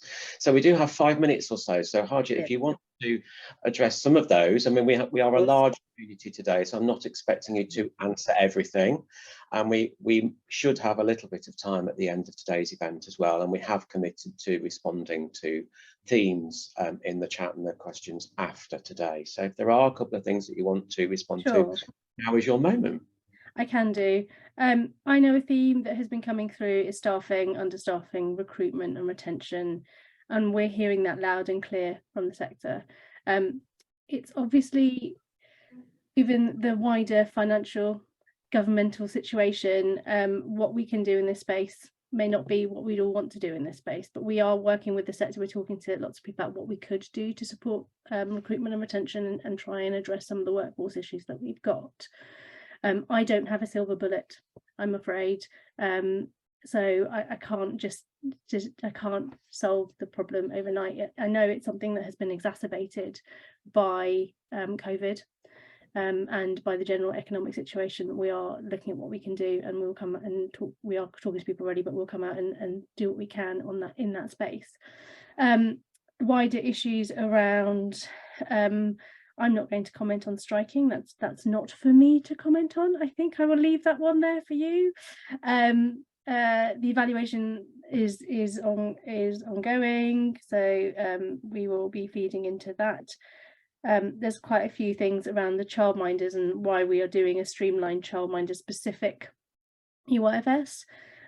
So that's because some of what we're hearing back from the sector, from childminders, is that it can be quite difficult to navigate, or it's not easily accessible, so you can't quickly find what it is you need that applies to childminders specifically, as opposed to other settings. And we know that childminder settings are different from group-based provider and school settings, and the way that childminders operate, often alone, sometimes with assistance, sometimes in kind of wider groups of childminders, means that things don't always apply to them in the same way. So that's what we're trying to do, is just make it more accessible, and streamlined. Just make it a bit easier, and that's what we're trying to do. The EYFSP myth busting page, yes, we can share a link to that, that's not a problem, and I'm glad that some people are already finding it helpful, so thank you. I see there's more. I'm just trying to keep track of them. They keep coming. As I said, it's a very busy session, so but it's great. It's great, and I wasn't expecting to be very popular here. I came in with the, I know I'm DFE, I know I'm not going to be the most popular person on this panel, but I just want to say thank you for having me as well, and thank you for kind of your constructive comments, and I will go through those and see whether I can answer any more in the Q&A session, if that would be helpful. Fantastic, thank you very much, Harjit. Always great to have DFE input, and I know that as equally important for you as speaking at this event is to listen and to hear what people are thinking and saying. So we really appreciate that. Thank you very much. Our next speaker is the Deputy Director of Schools and Early Education at Ofsted, and it's Jill Jones. Is it still morning? Good morning, Jill. Hello, James, and thank you very much for inviting me to speak at this event and for actually putting it on, because you know, the number of people on this call shows how much we value the first few years of children's lives, and those of us on the call know how much what we do at the beginning really sets children up to succeed. So James, if I just sort of ask you to move to the next slide, which gives a background to what Ofsted has been focusing on in the last 6 years since Amanda Spielman joined us as His Majesty's Chief Inspector. And you can see in that slide, she's talking about the importance of the curriculum for young children, which is set out in the EYFS. And she's saying that the choices that we make for very young children are all hugely important. And I don't think there'll be anyone on the call that would disagree with that statement. I think what it doesn't say is that the acquisition of early language and literacy skills really start and are at their fastest in the child's first 2 years of life. So, you know, before a child is 1, they're already beginning to develop and manipulate the sound structures of language. And before they're beginning to think of phonemes or basic units of meaning in a language in their memory. So the disadvantage for children that don't get a good start in that first year is multiplied as they go through the system. So we need to really focus on what we can do to ensure that we all understand what that means and what the implications are for our practice in whatever settings. And that's one of the reasons why now, with our new strategy, which we have a 5-year strategy, and Amanda has been with us now for 6 years, that she has put the early years as a distinct feature of our new strategy, calling it the best start in life. And there's a link there on that slide. One of the other things that we developed when Amanda joined us was the Education Inspection Framework, commonly known as the EIF. And the difficulty with developing any framework for the EYFS that covers the EYFS is that actually the EYFS is split across different types of setting. So although we have a global 0 to 5 structure that's set by government in the early years foundation stage, in terms of Ofsted inspection, those we have to cover that inspection of that sector in 2 parts. One part sits within schools, and the majority of schools take children in their reception year, but about 50% of schools also have a nursery where children start part-time from age 3 to age 3 and 4, and a small minority of schools also take 2-year-olds. So the school inspection handbook has to cover that aspect of early years, but it actually also has to deal with all schools from 2 to 18. So it has to cover a huge range. So some of the language in the school inspection handbook is not considered as early years language. And that's because as a inspectorate, we have duties and powers set by government. The other aspect of our early years work is in what we call the registered sector, and that's all the private and voluntary organisations that register with Ofsted on the early years register. And if we move to the next slide, James, we have to inspect those against different criteria, because the powers and duties that Ofsted are given by government are different. So for Ofsted, there's a tension between the language that we use for those that work in the early years sector, that's the registered sector, which tends to be for 0 to 4s. So that includes childminders, it includes daycare provision, it includes some of the after school clubs, all that fits into the early years inspection handbook, and anything that happens within a school we inspect through the school inspection handbook. So I'm going to try and give both aspects of that through this talk, but there will be some language that is, as Alison said before, more schoolsy than early yearsy, if there are such things. And I think we have to understand that when we're looking after babies, and there are, we're in a baby room and there are 3 babies to 1 adult, or we're in a toddler room and there's a 1 to 4 ratio, that is a really different experience of providing education and childcare than it is when you've got a reception class with 30 children in who are ready to go on to year 1 towards the end of that year. So, we have one framework, but there are tensions within it.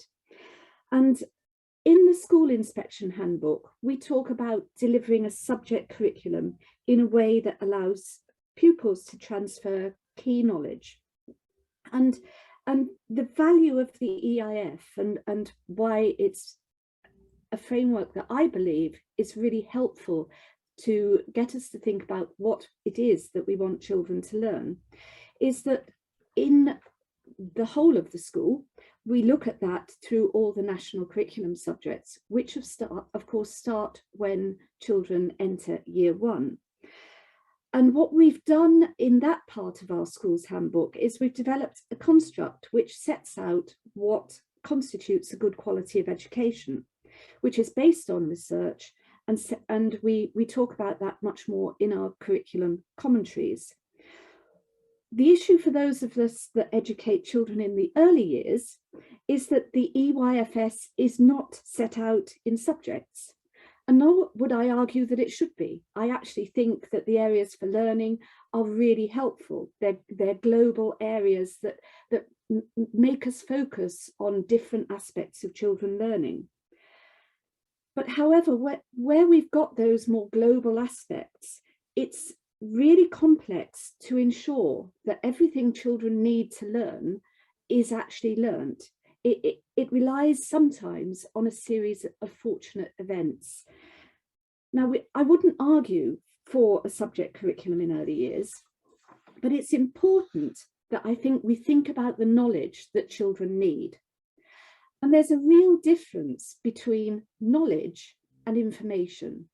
And sometimes I think when we talk about knowledge, we think just about facts. We think about isolated bits of information that actually we just, might be throwing into a child's head in a random way, rather like we would put stones into a bucket. However, it's not like that. There's a big difference between knowledge and information. Knowledge is about the knowledge that people hold in their minds, the knowledge that we need to be able to do things. And it's really an interconnected schema. And that's what Alison was referring to earlier. Because, for example, every time a child or a pupil in a school encounters new knowledge, they relate it to something that they already know. And that knowledge schema are related to beliefs as well, and emotions, as you can see on that web. And it's really complex. And you can imagine, actually, if you are trying to design a curriculum that deals with all those complexities all the time, and then you assess against it, you actually are creating a pretty impossible task for yourselves. And the more children you have, the more complex and the more difficult that becomes. And I think this is one of the reasons why we're struggling so much to come up with a shared language in this space, and why I think that this event that you've put on, James, is so helpful, because actually discussing what we mean by developing children's knowledge, developing the curriculum, is a really important conversation for us all to have in a very adult way. So Amanda, when she took over and introduced the focus on curriculum, which we've embedded in our education inspection framework, did so because she wanted to take the conversation on inspection more into education and to focus less on data. And so what does that mean in practice? Well, as I said, we have 2 inspection handbooks. And in both inspection handbooks, we try, where possible, to get similar language in place. So you can see here that we want to talk about the limitations of assessment, so that when we're using it in such a way that creates burdens. So, as an inspector in both schools and of early years provision, I would encounter spreadsheets that encapsulated where children were, the progress that they'd made, how many months progress they'd made in all the areas of learning, that would have taken hours for people to come up with, but actually told me very little about what it was that the setting or the school wanted children to learn, and how well they were making progress against that curriculum that they had designed. And so I think it's important that we think about what the benefits of assessment are and what the limitations are. And in the EYFS, I've taken the liberty of just copying 2.1, but there's the paragraph 2.1, but there are obviously more paragraphs. I think we would all agree that assessment plays a really important part in identifying for parents, for carers, and for practitioners what children know, can do, and understand. And that assessment, which we do on the spot, helps us as practitioners to know what to teach next, but we also have to consider it in the longer term. I don't disagree with that middle paragraph, shaping teaching and learning experiences for each child, reflecting that knowledge. But I think it's a really different ask if you are looking after some babies in a setting where you've got 3 babies, or you're a childminder and you've got 6 children in total, and you're a reception teacher and you've got 30. You know, and I think we've got to consider what is practicable, what is sensible, and how do we make that work? Because when assessment in the EYFS was first developed back in 2008, it was developed on a global developmental model. So our children in this area of learning, roughly where you would expect them to be. You know, it was an approximation. It's never been an exact science. I think what was assumed at that stage was that there was a sort of structure to the curriculum. It was set out to a degree in development matters, but it was all about, has a child developed these things? Less thought, I think, was given by us all as practitioners about what we put in to ensure that children did get to some key areas. And that bottom bullet on this slide, in interactions with children, practitioners should respond to their own day-to-day observations. I mean, no one would argue with that. No teacher would argue with that.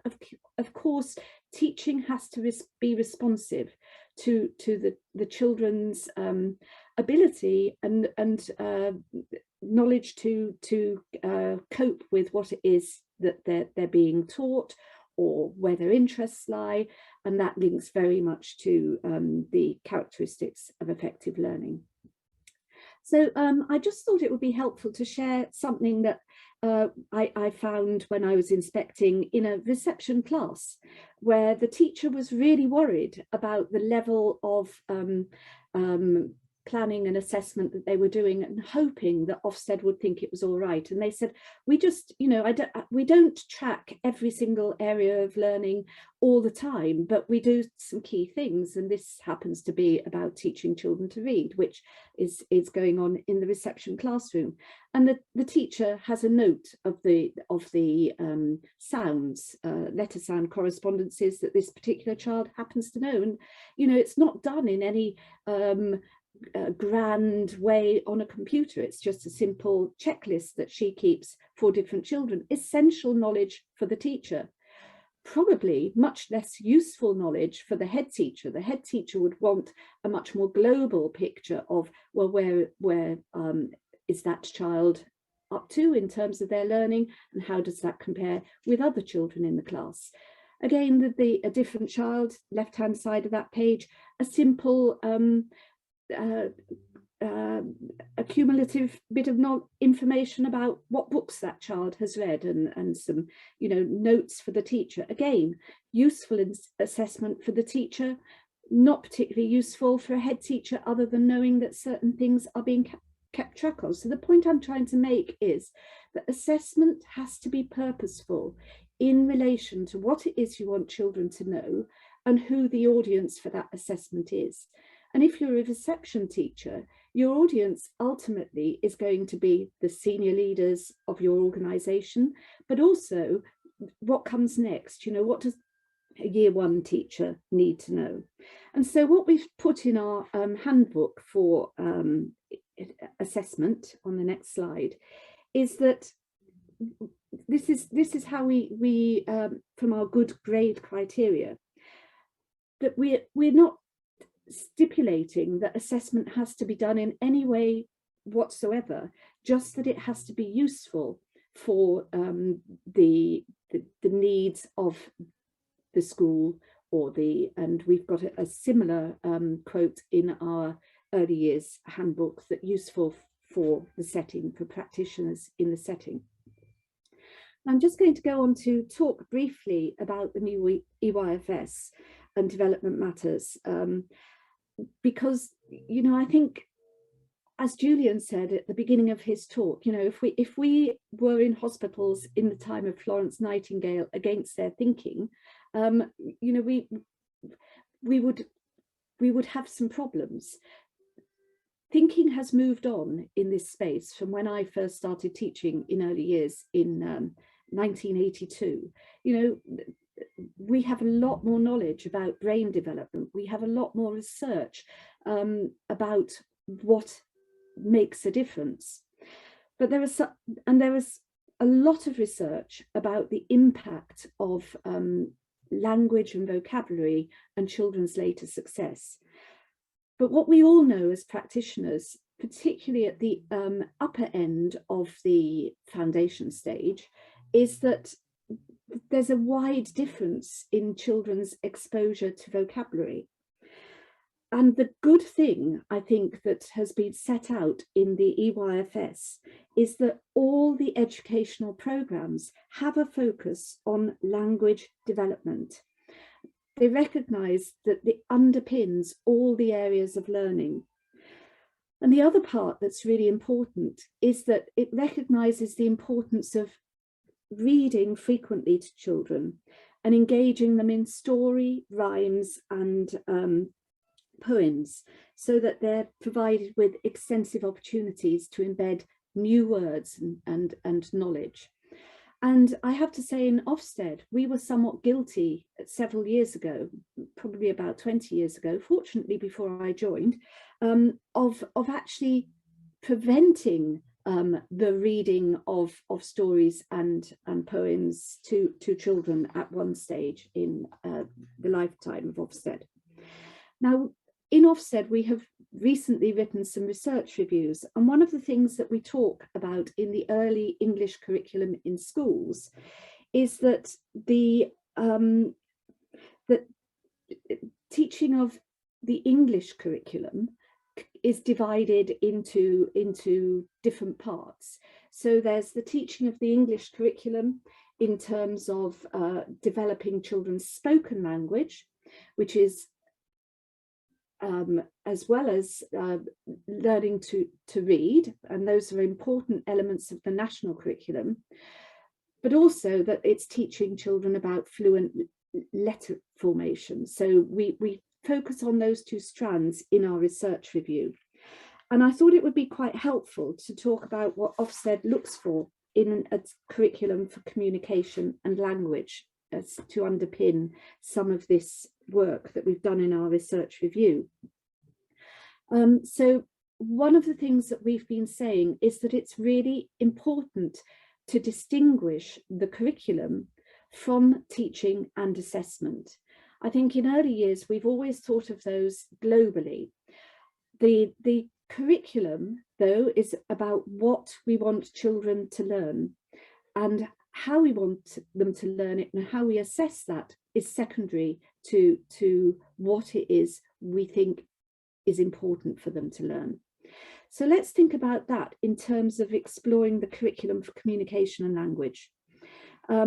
So essentially, we would say that that's in two parts: building vocabulary and language structures, and then using new vocabulary and those language structures. And there are two ways in which we would do that with children, from very young children on upwards. So the first way is through interactions, which of course start at birth.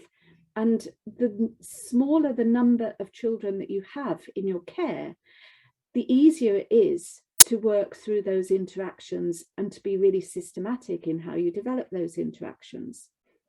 So the other way that we also develop alongside the interactions is through stories, rhymes and songs. You know, we all know that with babies and young children, you know, we sing, we teach them nursery rhymes, and we repeat those all over and over again. And in fact, I've got by my side The Owl Babies, which was one of the books that I read all the time to my own children.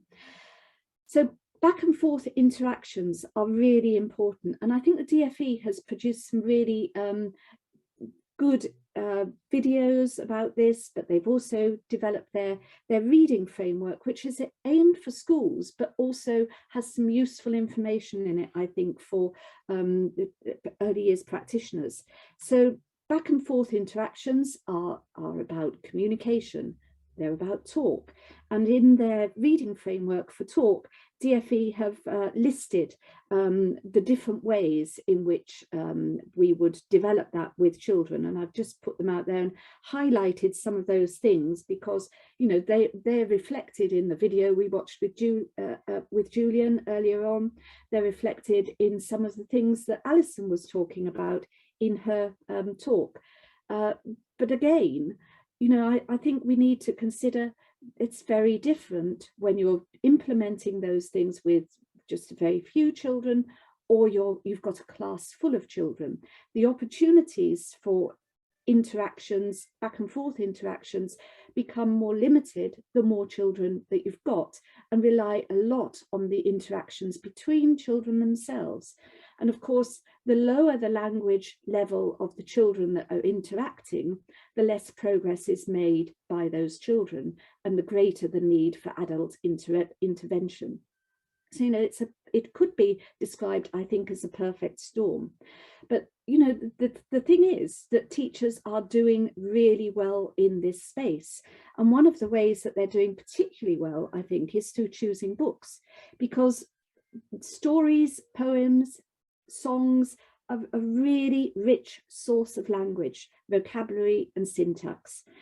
And good writers, you know, why do we use them? Well, we use them because good writers really entice children into a story. You know, to read a story to children with the language structures in it that have been well thought out by authors gives them a much richer vocabulary than we could ever do in those back and forth interactions that we all have with children. The language will be at a higher level. And through repeated readings of these sort of stories, children have multiple exposure to vocabulary and the language of stories, which they will be assimilating in their heads, rather like young babies who are learning the sounds and phonemes of vocabulary before they're even one. It's the same for older children. The more they hear a story or a rhyme, the more that they will lock that in their long-term memory. So the choices that we make for these books and stories and rhymes are something that we can determine as practitioners. They're an element of the curriculum that we can plan. And so what are we looking for when we're choosing rhymes? I've just put Dogger up there because it happened to be one of the favourite ones I used to do with my children at school. And, you know, what the elements are in that book themselves? Well, you know, a lot of the PSED curriculum can be explained through books like this. Familiarity, empathy, sympathy with the character, a bit of fear, excitement, humour and fun. There's naughtiness in the book, there's kindness in the book, all those elements of the PSED curriculum, which we really want children to understand and to empathise with. And then, of course, Shirley Hughes was absolutely brilliant. So, you know, the story was great. I've put this one up, which those of you that recognise the picture, it's from The Tale of Samuel Whiskers, which has got really difficult language in it. Fabulous story, quite a frightening story with young children. And the reason I've put that there is because we sometimes are tempted to keep our stories within children's experience and narrow what they listen to. And there are ways of reading stories like this to children where you summarize or you empathize this. So, you know, it really depends when with what we're dealing with. I've also put on here what we've said in the research review about decodable books, because I think one of the saddest things is when we misinterpret what we're saying about the use of decodable books, and practitioners sometimes think that Ofsted is saying you must only read decodable books to children. We are actually saying the exact opposite. What we're saying is the books that you read to children and you share with children must be about extending their knowledge, developing their language. A decodable book has a precise purpose, which is about ensuring that children get an opportunity to practice the letter sound correspondences that they're being taught in their phonics lessons. So really important that we choose the right books. As Marion Wolf says here, we know that emotional engagement is the tipping point between leaping into the reading life or remaining in a childhood fog where reading is endured only as a means to other ends. So, you know, the choices you make as practitioners in this space are really absolutely vital. The other element that I really want to talk about is learning to write, because I think if I could go back and redo some of my practice, and I can say that now, I'm at this ripe old age and I can look back of the things that I did wrong, one of the things I would change would be about writing. I think we've done a lot of work in Ofsted about reading. We've talked about the two dimensions, the importance of language comprehension, which we get through talk, which we get through stories, reading to children. And we've talked about word reading, which starts with learning to decode and then building that up to be able to read words and the practice that children need. And we do recognise that language comprehension and talk comes before reading, just the same as in composition, writing, the transcription skills of spelling and handwriting actually come after the ability to compose orally. And one of the things that I've put here is this lovely picture of a child learning the piano, not a particularly young child, probably a 6 or 7 year old, but you will see there that the child has got a hand position, is sitting to play the piano. And that's important in order that the child can actually learn to play the piano fluently, that their hand position is right, their posture's right, and that they are practicing to use their fingers and develop the muscle memory in their fingers. What we have in writing are 2 early learning goals, and I think sometimes because of what we've done in the past, we've missed the point. One of the things that we need to do and teach children to do is to recognise letters, and rather like teaching the piano, they have to be taught. They're not, you don't learn that by magic. Learning how to form those letters, the direction of travel is really important. But if you haven't taught a child what round means or up or down in the sort of pre-learning to learning to write, then actually they're going to really struggle. So this is the importance of vocabulary, thinking what comes next. What is it that we need children to do? The other early learning goal I've put up is the one for comprehension, because I think in the practice that I see, this is understood as writing, and it comes in the writing early learning goal. But actually, if you look at that comprehension early learning goal, it's all about vocabulary and language development. It's about knowing and being able to repeat stories, retelling stories, anticipating what's going to happen in a story, and using the language of stories in their own play. And how often are we trying to go too fast with that and make children write before they're ready to write? So, you know, what's really important is to get the fluency in transcription skills so that they have the working memory to focus on the composition when they're writing. There is no point in struggling with a small group of children who can't hold their pencils properly and form their letters properly. They can't write simple CVC words or hold a sentence in their head to get them to try and do a bit of extended writing. So finally, and speeding through this, thank you, James, is making progress. We talk a lot in Ofsted about making progress, and we have a definition of that. Making progress is knowing more and remembering more. And if we miss some of those things in that progression tower, if we haven't identified bits of missing knowledge, then it topples down, and it doesn't necessarily topple down in reception or in the early years. We don't see it, but we see it in year 4, we see it in year 5, we see it in year 6. So in terms of our early years curriculum, a really important message. Yes, you need activities, but thinking about what activities we want children to do, it's not enough. We've got to think about what sits underneath those activities. And I'm going to finally go on to Bold Beginnings, which I know was the most popular report that Ofsted ever wrote. But I just want to take you to something that I think was a pragmatic thing that we were trying to say, which was missed. And it's about the balance that you have to have when you are planning your curriculum.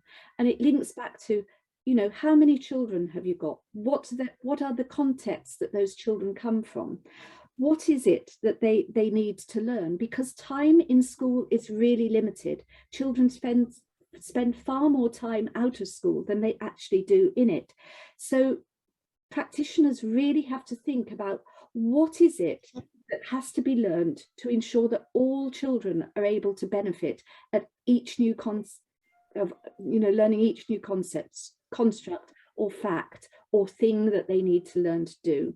So most importantly, in every setting, whatever it is, whether it's in a small childminder, whether it's in a daycare nursery, whether it is in a preschool nursery, or whether it's in a school, there has to be a shared understanding about the consensus of what education in that setting needs to deliver for each child, so that each child can benefit and flourish in the future and not be left behind, which is so important. Thank you. Thank you, Jill. Packed full of content as ever. I might go so far as saying it was outstanding, but that's just my little joke. Thank you very much. We really appreciate your input. Now, Jan's our final speaker, and he's charged with really wrapping all of that together, really, and reminding us, or at least outlining, the mission that we have at HAF for understanding the commonalities and the new understandings across the whole sector that we think will be absolutely critical in a positive and healthy future for us. So over to you, Jan. And thanks very much, James. And yes, quite a real honour to be at the end of this incredible session, which has been a real tour de force of early years in England, in the UK today. Both strategically and operationally. We've heard some incredibly passionate, incredibly well-informed and also provocative views of how we take this forward. And in a sense, it's a microcosm of, I think, what we're talking about and what we're trying to achieve, which is engender a real open, informed debate about how we move forward with early years in the country. We've used as a reference point the Roman god Janus, who was charged as the deity for transitions, for celebrating endings and embracing new beginnings, and he's often depicted in that image as both looking at the past but also looking at the future simultaneously, and that seemed to be almost an icon for what we're trying to do in terms of this conference, looking back over the year the year of the EYFS, but also the wider history. But also looking at the future and looking at how we can shape that, and what are the priorities, what are the things in terms of what we look at, but also how we look at them. And I want to touch on both of those. So the big global view is where we'll start in terms of that. And certainly my perspective over the past 2 years particularly has been very informed by a global view of early years. Across continents and across countries and within different cultures.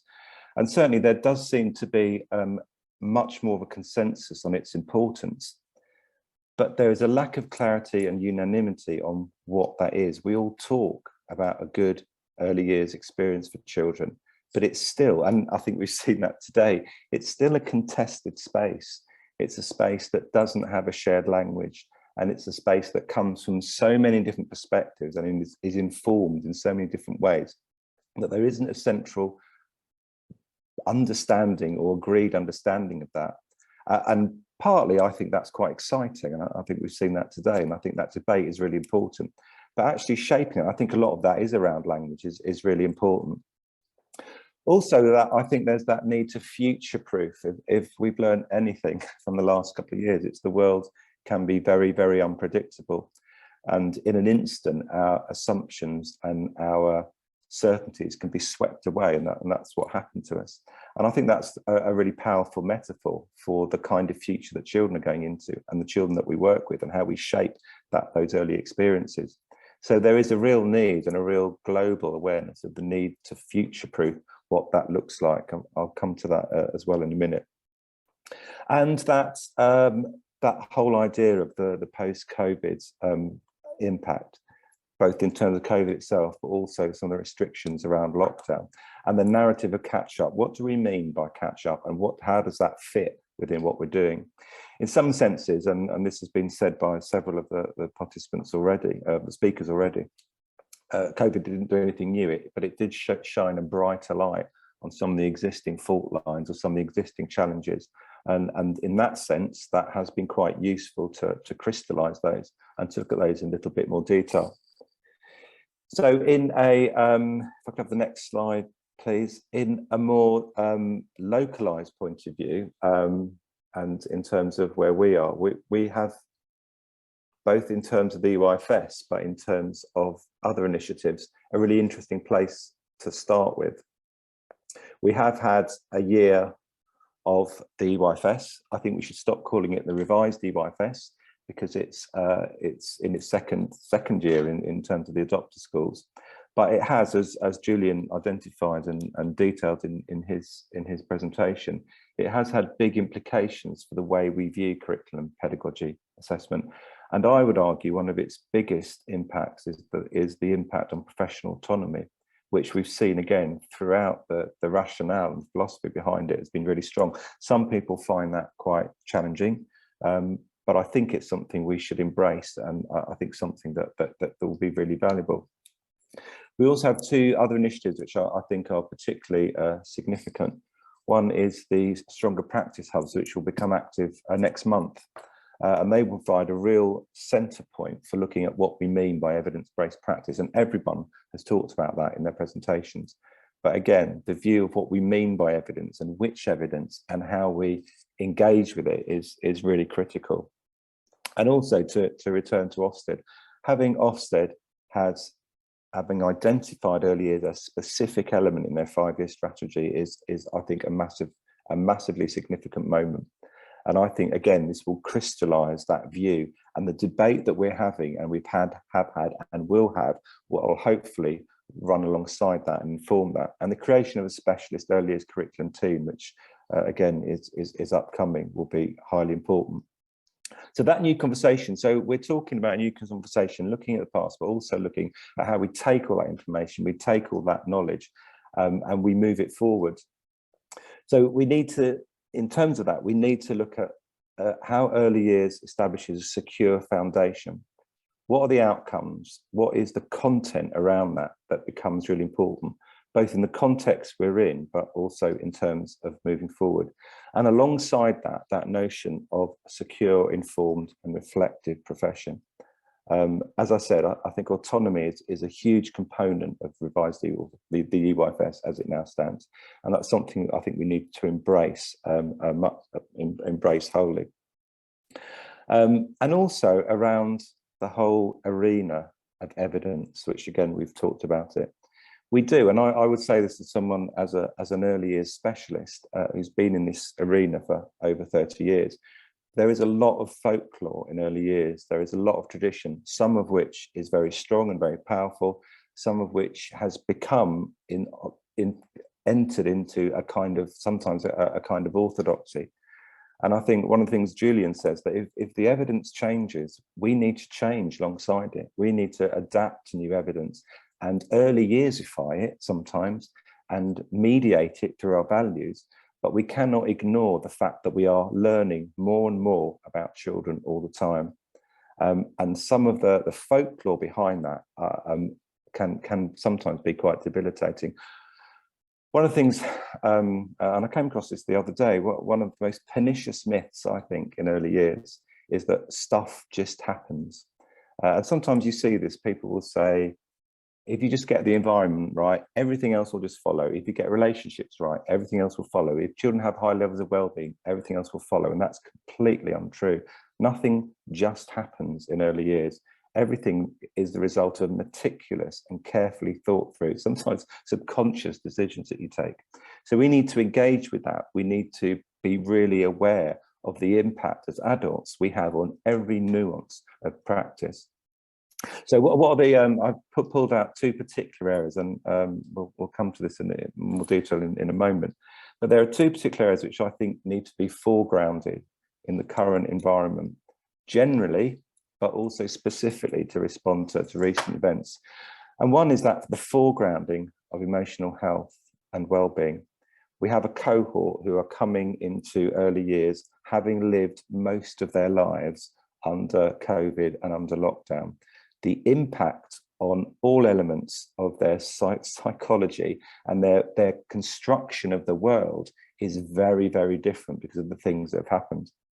So in terms of a catch-up and a narrative about catch-up, this is about ensuring emotional health is right at the centre of what we do. It's not an end in itself, but it is one of the predeterminants of successful learning. And again, we've heard that in several of the presentations today. So that's both important in its own right in terms of long-term mental health, but it's also the prerequisite for the kind of outcomes that we all want for children. The second thing is the role of what I've described as learning behaviours, what's identified and shaped within the characteristics of effective learning in the EYFS as it stands. But I think there's a piece of work about understanding both the complexity of those and the role they play as the engine to successful learning. They can't exist on their own. They're abstract. You can't explore nothing. You have to explore something. You have to critically think about something. You have to be creative about something. So it exists absolutely alongside knowledge and skills, but actually foregrounding it and putting it on that parallel with knowledge and the acquisition of knowledge, I think is really important. A lot of research that underpins those elements as critically important is also part of what we do. So that's the content, that's the what the conversation needs to be about. But I think there's also another dimension, which is about how we have that conversation. And I think this might be the bit that's critically important and requires the most reflection. One of the things we do in early years, and I'm absolutely have been guilty of this myself, is we try and cut early years off from the rest of the world. We enclose it in its own otherness and we say it's early years, it's different. Of course it is. Birth to 7, critically different phase of development. However, it is part of a continuum. Early years feeds into and is fed by information, evidence and knowledge right across the board. So I think one of the ways of having that conversation needs to be connecting with the wider educational community and connecting with people so that they understand why early years is structured the way it is, why we have the things that we do, why we work in a particular way, which is, yes, very different from other elements of education. But cutting ourselves off and isolating ourselves, which sometimes we have been guilty of, is not the way we are going to get that debate in the domain. It's not the way we're going to get people who often make decisions about early years to understand how we do that. And part of that is very much about the language and the terminology we use and having a shared language which connects to other elements of the education community. I think we need to, as I said before, early yearsify a lot of those things because they will enable us to have that conversation and explain and explore and demonstrate how good outcomes at 16 and 18 actually start in early years. Scientists don't just start when they're in sixth form or doing A-levels. They start with experiences we give them in early years. When we talk about processes, we give them tactile experiences about different phenomena. Writers and artists and architects don't just start suddenly when they're older. They lay that groundwork in the experiences and opportunities we provide. And we have to be both proud of that, but we also have to be brave in terms of having that conversation. So we also need to take possibly a bit of reflective time to think about how we present ourselves as a community and how we present what we do. Early years is a serious business. What we do with young children really matters. How we demonstrate and present that, how we talk about it, how we engage with that wider community is very, very important. And I think even if we're playful educators ourselves, which I certainly was as an early years teacher for many years, when we're presenting ourselves as early years educators, I think we need to be aware of the impact that has on other people and the impact and reputation of the profession that we present to different people. Early years is serious. Early years needs to be taken seriously. And if we want to be taken seriously by the rest of the community, we have to present ourselves in that way. Part of that is about informing people. Part of that is about our own introspection. Part of that is also about making sure we're on the platform with everything. There is no conference, there is no debate, there is no discussion which doesn't relate to early years. But very often, my experience is often I speak at conferences and I'm speaking to other early years people, and we all agree or slightly disagree about different nuances of what we do. We need to make sure we are much more proactive about engaging with the rest of the community to support that. So, finally, so what we're going to do today, and as I'm delighted to be working with Hempsels as the project director for Hay, is we're going to release our first positional paper, which summarises and goes, in fact, in some cases, goes into more detail about some things I've talked about looking at that future, looking about the content and the process of that discussion. And the role, particularly the role of how we explore evidence-driven quality and how that impacts in a very structural but operational level at what we do on a day-to-day basis. So how do we construct curriculum from evidence, from values, from having an aspiration for the future? What is an effective pedagogy? How is pedagogy that effectively delivers what we want? Critical to that is also our approach to CPD. And again, Julian referred to the Tapestry survey, which said that most people attended huge amounts of CPD, but they couldn't verify its impact. And now we have to change that. We have to change that paradigm. CPD has to enable us to have a quantifiable outcome for the children we work with. If it doesn't do that, then there's no point us investing in it. So we need to look really critically at the quantity and the quality and the impact of CPD. CPD is the driver of what makes for change. There's a quote that you don't become an early years educator, you are continually in the process of becoming one. A little bit like Alison's analogy of the garden curriculum, it never stops, because we never stop learning about the children we work with, but also evidence and research never stops informing us about what we need to know. So the role of CPD needs to be critically looked at. And as I've said, we need to have a proactive engagement with the whole education community. We need to open the door of the secret garden and come out and have that debate with people, even when we disagree with them, even when they come from a different perspective of working with much older children. We need to have that debate to ensure that they see that continuum, because that will consolidate and protect what we know is right for those earliest experiences. So I'm going to stop there, thank you, and hand you back to James.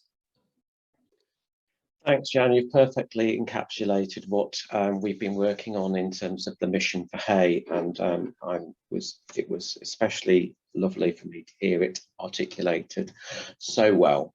So thank you. As Jan says, we're publishing the paper. You will get it by email this afternoon if you've booked on to today's conference. And you can also download the paper from the Hay page on the Hempsels website. But we wanted to do more than that, and Jan and I will be in conversation about the paper on the 10th of November, and the link will be sent to you if you want to join that 1 hour discussion about the content of that paper. Because I'm aware that today we've had lots of content and delivery and presentation. And we do want the work of Hay to be full of conversation. That's why we talk about new conversations. So look out for that this afternoon, your email with the policy paper and a copy of the slides. And I'll make sure there's a link on that email to Julian's video, which has gone down incredibly well. We've got 5 minutes or so before we finish at 12:30. I'm going to broadly ask the panel of speakers about their reflections or views or observations. It's been a long morning. We started with Julian. I'll perhaps start with Julian now, if he's still there and not being distracted by the duties of being a head in a school. Julian, what are your thoughts at the end of today's conference? Hi, James. AirPods weren't quite quick enough to respond to your prompt there. So I think that, first of all, I really agree with the point you just ended on, which is the importance of dialogue, discussion, getting this conversation going. And I think there's a lot for us to gain in the early years from doing that exact thing. I was really delighted to be asked to join in, and pleased to bits to see the response to the Shrek video, which Fliss James, Rahima Begum and other colleagues here have led on, and I hope that will continue to do the rounds in early years. But yeah, I think you've set the stage really so well this morning, that we've to find new innovative ways forward. You know, things have changed very fast in the last few years. There are challenges, but there are also opportunities. I think the conversation you've kicked off is really going to help all of us. And I'm really pleased that I've been in here on the ground floor, as they say. Thank you. Thanks, Julian. Any other speakers from this morning want to volunteer observations and thoughts, or anything in response to the general trends and themes in the questions? I think you're muted at the moment, James, which is normally what I get wrong on these events. If I may, James, Alison here. I just want to make it really clear, because I know what I was saying was controversial, and making sure that the message is that we do care about children and their well-being, and it's really important to consider information from outside the immediate sector, but it's based on a really strong foundation around children's needs and keeping them curious, and then keeping that journey going. So yes, feeding up into the wider school curriculum, as well as learning from that. I wouldn't want people to think that our trust is only interested in knowledge. What I did is pulled out a very small bit of our curriculum development, so it needs to be seen in the wider context. But I think that was reinforced as the morning went on. But thank you very much for the opportunity. Thank you, Alison. Hopefully you can all hear me. I don't know what went on there, but Louisa, you got your hand up.